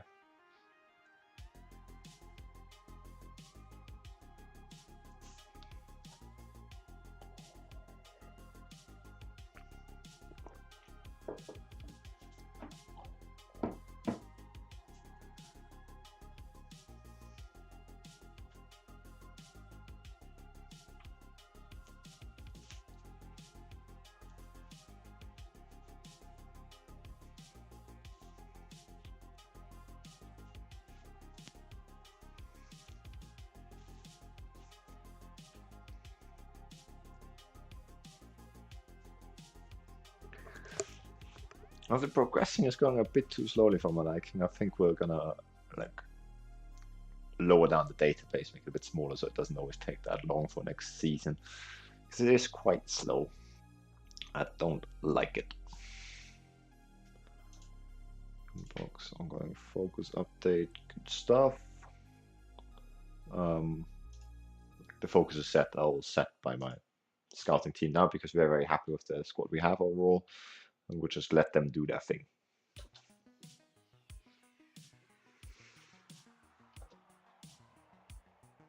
As we are on match day, let us save the game here then, and we will do this one more match, and then we will have our regularly scheduled 1 hour break, because we always try to stream simultaneous to when a World Cup match is live, and then in 1 hour's time we will be back. It's not great, playing at the same time as us. Yeah, in 1 hour's time we will be back, streaming for another 2 hours for the World Cup's evening match. Okay, so let's change the team around. Tom Hegan is going to come in because he's our cup goalkeeper. Craig Bryce is going to rotate out, and we'll bring Elliot Wood back in. This might be a bit, optimistic for me, but I think we should be able to rotate the entire team out for the match against 5 Meltown and still be able to win it. Ben Mitchell will also sit this one out. We'll put Jack Graham and Laboka in as a partnership. Kai Wardlow will make space for Nathan Riddle. Johnny Wilson for Matthew Hanna. Connell Young is going to sit this one out too. We'll bring in Aaron Cochrane. Brad Yip will make space for Jack Berry. Hopefully we'll find his feet now in the match, which should be pretty easy for him. This should be really one we should be running away with, so we'll play Tony Tumulty as that attack midfield on attack.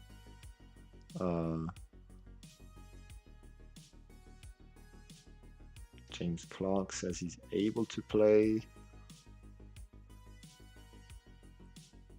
Or should we put Tom Burns out there? No, we'll leave. Yeah, we'll put Tom Burns out there, give him the opportunity to work on his confidence, hopefully, for an opponent such as this. Chris Watts will start, setting up the bench. We will put Ben Gordon in the centre back role. We will put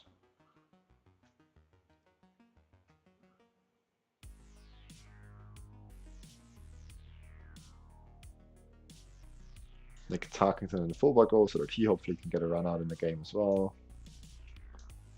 Wilson will make space for Connor Young. Colin Ward will make space for Jack Owens. And then Jake Moore will go on the bench as well. Is there anyone missing out here who should be on the bench? No, I think we're all good. Okay. So you can see by the star ratings out here, we're rotating heavily. But I still fancy these players. I think we should be good enough to win the match with them out there. Actually, all matches. No, next match only. Tony Tumulty will play as an attack midfield on attack. And we will take short kicks because Tom Hagen is better with his feet. Our goalkeeper for this match. And we will also not prevent the short goalkeeper distribution because we don't have that kind of aerial presence in defense. Okay, a lot of players not match sharp. So this might be a giant killing. We might be risking a bit too much, but we should really be okay here. We're favorites and we should be winning this one comfortably. Players don't seem too inspired by that, but hopefully they'll do that talking on the pitch. Skip through here. We'll start on the extended highlights. Just to make sure nothing's going wrong here where we need to do some changes. But should we get comfortable, we'll quickly turn it over to key highlights in this match. But we do want to go far in this cup. Jack Berry could be in very early on. Is he going to score? No, but he tests okay very early. That was nice to see. Yeah, we do want to make sure we go far in this cup. Might maybe even compete for winning it. So we will kind of take it a bit slower. Watts was in there as well, but was unable to get a shot off. Ah, goalkeeper distribution. Obviously, we don't want it to go to Lavolka because he's not good on the ball. We'll play it to Hannah, and hopefully he can do something with it. Another thing I just thought of. Riddle can get further forward.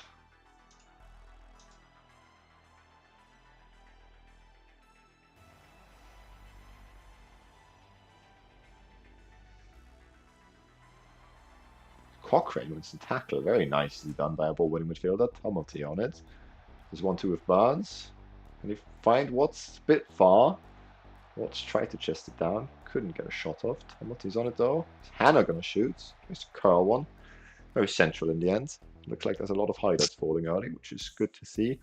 Looks like we are in control of this match, dominating and creating opportunities. So we will switch it down to key highlights, and hopefully it won't be a case of us missing every single opportunity. As for this matchup, we've got like a tenth of the view of the people in attendance. As for the opening of New Forge Lane on the weekend, it's midweek. It's early rounds of a rather unimportant cup, so it's fair enough. I think if we get to the latter stage, though, people will care a bit more. As Wood plays it into Hannah, and Hannah almost puts it in the top corner. That would have been very nice. I do feel like I made the right choice by picking this kind of team, because it looks like it should be able to beat this kind of opponent fairly easily anyways. Although I might be jinxing it by saying stuff like that.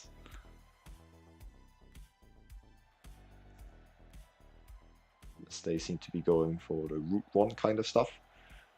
Could be dangerous with a player like Ridley in our backline because he's not very fast.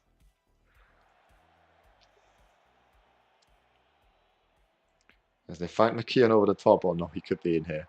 This could spell trouble. He shoots and Tom Hegan kind of just fell over, but luckily they did not manage to get it on target. I'm not even going to encourage the boys. They need to be taking care of this themselves.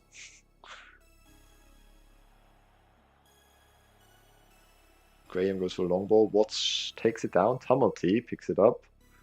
It's Burns out wide. That's an interesting choice of pass, but not too bad. Burns into Watts. There we go. Chris Watts puts us 1-0 up. Very good. Wonderful delivery from Thomas Burns. Watts gets ahead of his men and knocks in the header.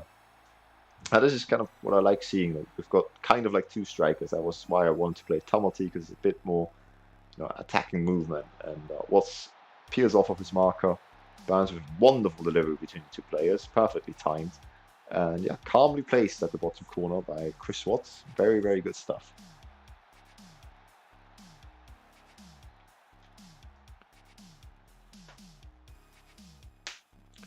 So it looks like this might just turn out to be a match where some of our players can kind of boost their morale, hopefully, and just put in a good performance, and especially the players which have only joined us recently. Like Wood is out there, Barry's out there, Barnes out there, like those players. As Cochrane dribbles forward, slides in Watts, who will score second of the game. 2-0, let's go. Now I don't need an absolute battle. We don't need to win by 7 or 8. About 3, 4, 5-0 or 1 would be very nice. Getting a couple of different goal scorers and people involved, just to push the confidence up. It'd be very nice. It's nicely played by Cochrane, dribbling forward and then sliding in. Our striker, he's making a push for maybe yet being that starting defensive player in the center of our midfield.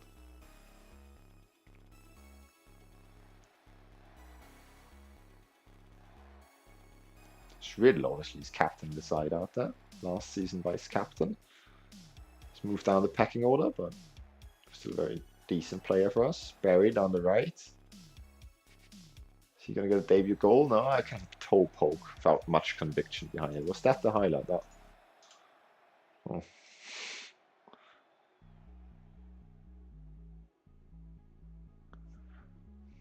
There's lots of highlights for him. Doesn't feel like a key highlight setting, to be honest. Warrington is down the right. Goes back inside. Murray. Faden. With the kind of defensive organization at this level, it's a good chance that even though they are a way worse team than us, this kind of opportunity, like this kind of highlight, can end up being theirs. Just a ball over the top and one player out of position. They played that pretty well, actually. Good run by the left winger. Wood should have really got there fast. Callahan, wonderful run by McKeon as well. Also well done, but I'm not too worried. It was like the second opportunity created at the fast one was a very hopeful one. So we should be able to keep them quiet enough still, but that was not the kind of spirit I want to see from Wood. Getting an opportunity in the team and not really making the best use of it. Should have been a bit more awake to that one defensively. As they all of a sudden had 7 shots, what's going on here?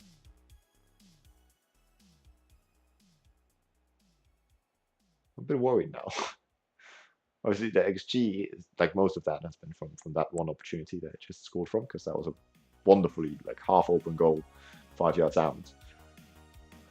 But yeah, Jack Berry, very worrying. He should be one of our best players. He's the best kind of current ability rated player out there, as they changed a lot around that half. Seemed to have worked. And he's performing the worst out there. Anything we want to pick out? Yeah, Jack Berry, that's not good enough, my friend. It's important to stay focused. I say that pointing a finger. In the second half, don't allow complacency to creep in. So that did not look good at the end. But I don't think we need to change anything. I mean, we can slow the pace down for a little bit of time wasting, just to not tire our players out too much. But like when the ball is in play, we still want to act with the same kind of urgency we have been. As Warrington is found over the right-hand side here, this could be their highlight again early on in the second half. As Murdoch almost scored from outside the box. This could spell trouble. Warrington to deliver a free kick from deep. What's going on here? Berry wins the initial header. However, Warrington's going to get it back. Takes it wide. Going to look for the delivery, I think. McKeon peels off this marker. Graham heads clear. That's very important. This highlight might not yet be over. What's this? Not found. Cochrane picks it up though. He's had a very good game. Finds Matthew Hanna, our playmaker today. To Tumulty. Goes for a ball over the top for Watts. He shouldn't get there. And he doesn't. Riddle picks it up though. The clearance. This time we find Watts. Volley, the weak foot, left foot of volley. Sadly he's been offside, otherwise there would have been a wonderful way to complete his hat-trick. Perfect hat-trick as well, I think. He got off a header early on. The other one was, I think, with his right foot.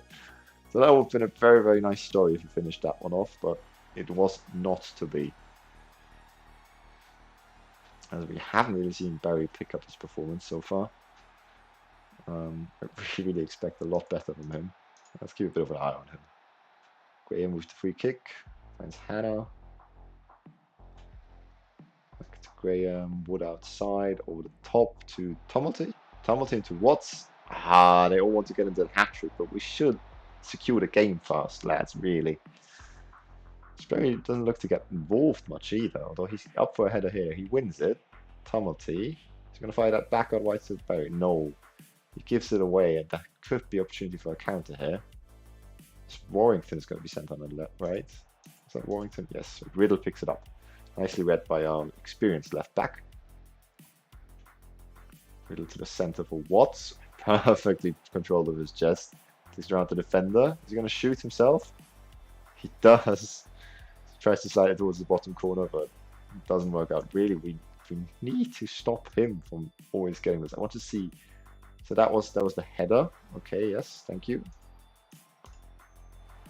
Back to life, and that the other one. Which foot was it? I want to see what he needs to do to get the perfect hat trick.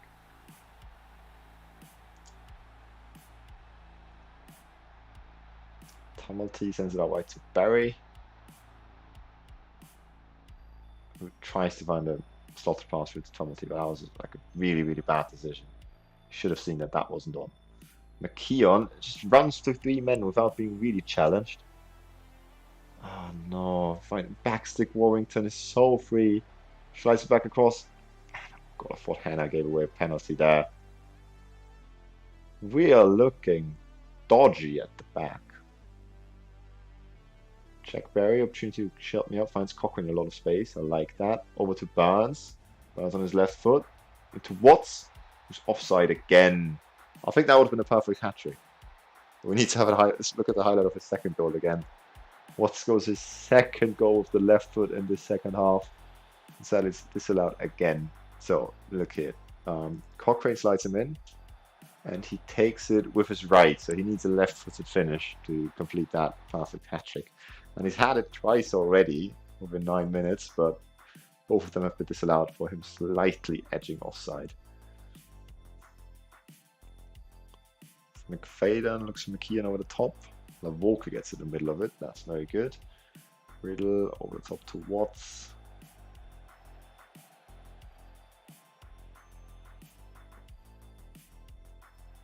Wood takes it down, don't do anything stupid. Good. Finds Hegan, who's normally pretty good in possession. Finds Walker. Long ball to Watts, can't win it. Hannah wins it though.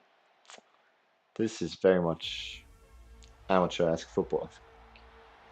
This cannot be happening. My goodness me. Like, what happened, Jack? Jack Graham just runs away from it. In the last moment, goes to challenge McKeon, who just takes his lightest touch past him. Does wonderfully to finish that one under pressure by Lavorka and Tom Hegan, but he should never have been allowed to get into position. Corner for us. Riddle to deliver. Nothing comes from it initially. Tamalti. There's Riddle back in. Cochrane, Hannah. There's Graham. Dink over the top to Berry. Things in across. Watts. There we go. There's his hat-trick. Not the perfect one. But Watts shows that he's a man to be relied upon at this level, as it seems. Gets his hat-trick. We're going to take him off now. Get a standing ovation. And hopefully give a chance also to Jake Moore to play back into form. And also have Watts not too tired out because he will probably start on the weekend following that performance. We will take him off, bring Jake Moore on. And we are allowed to make a total of 3 substitutions only in this match. And I think Tarkington and Jack Owens are going to be the other 2. Now, let's load this down a bit more. We'll leave all of that the same. Confirm changes.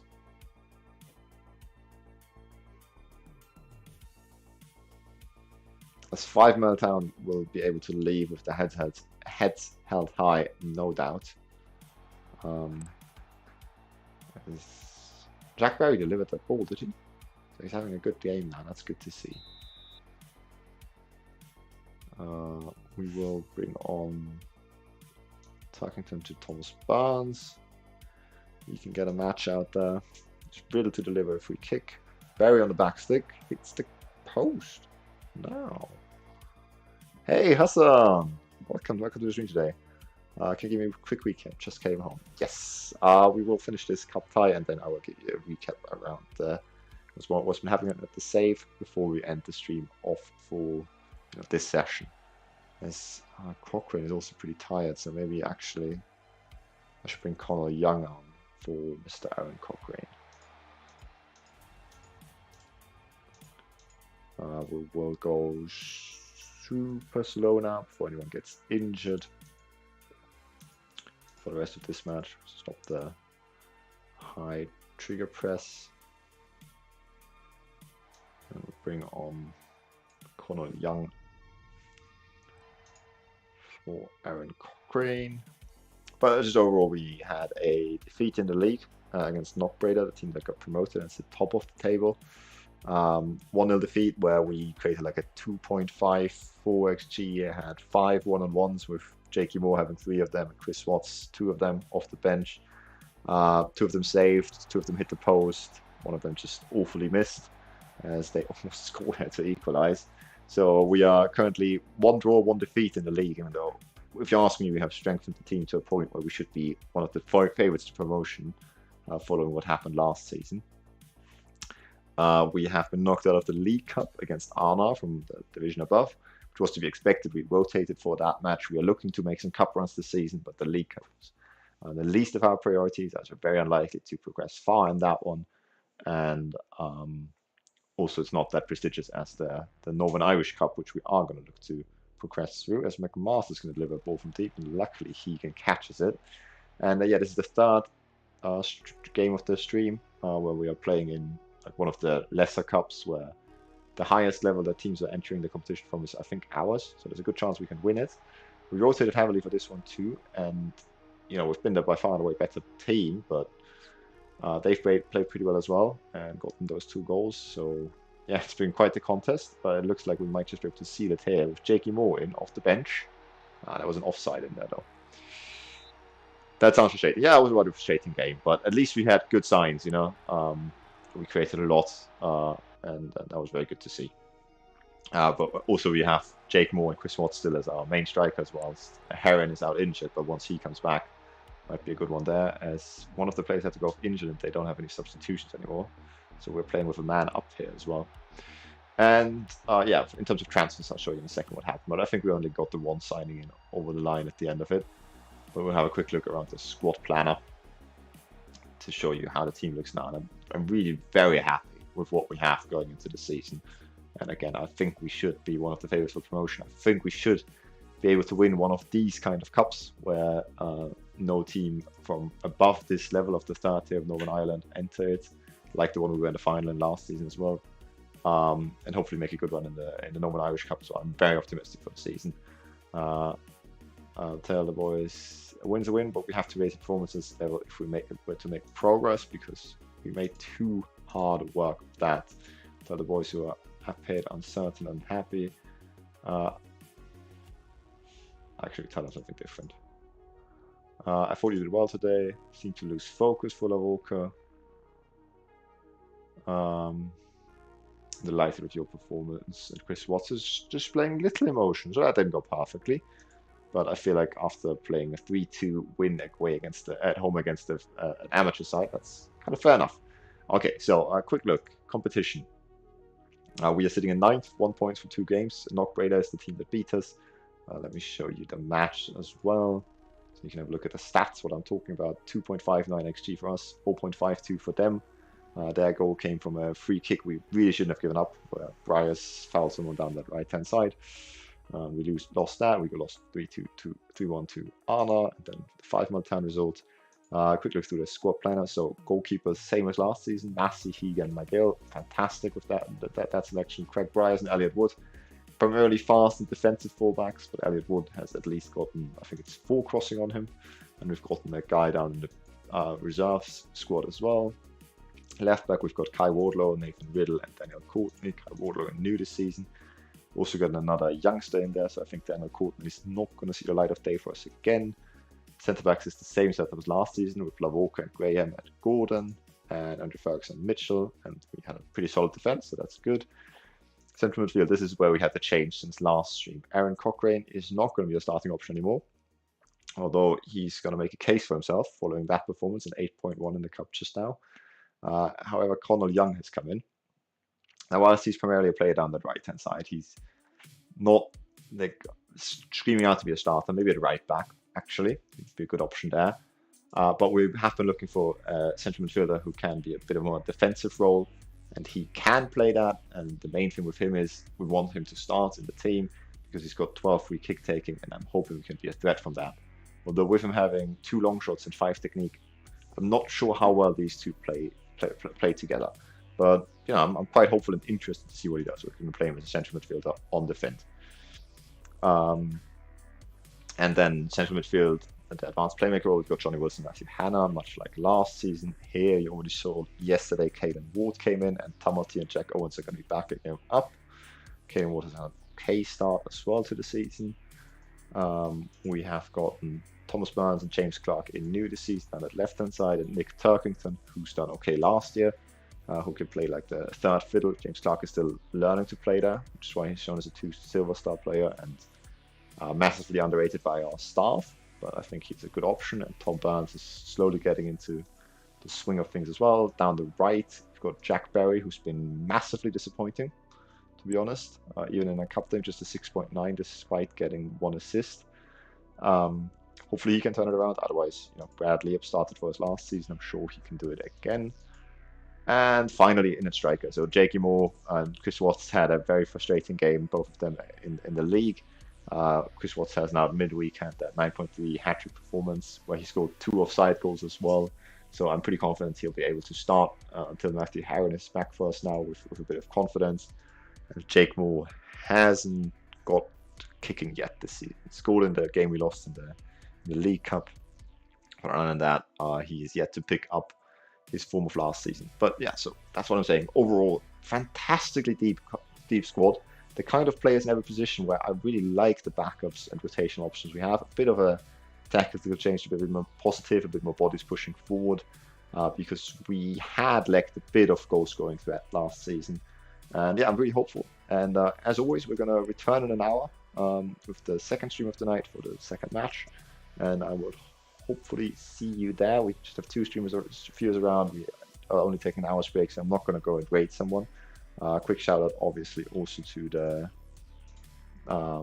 fundraiser where we have now raised €105. If anyone wants to donate there, you can find it on my Twitch and YouTube. And yeah, I will let you pick whatever you want to do for the next 55 minutes, and I will see you in an hour's time. Thank you very much for tuning in for now.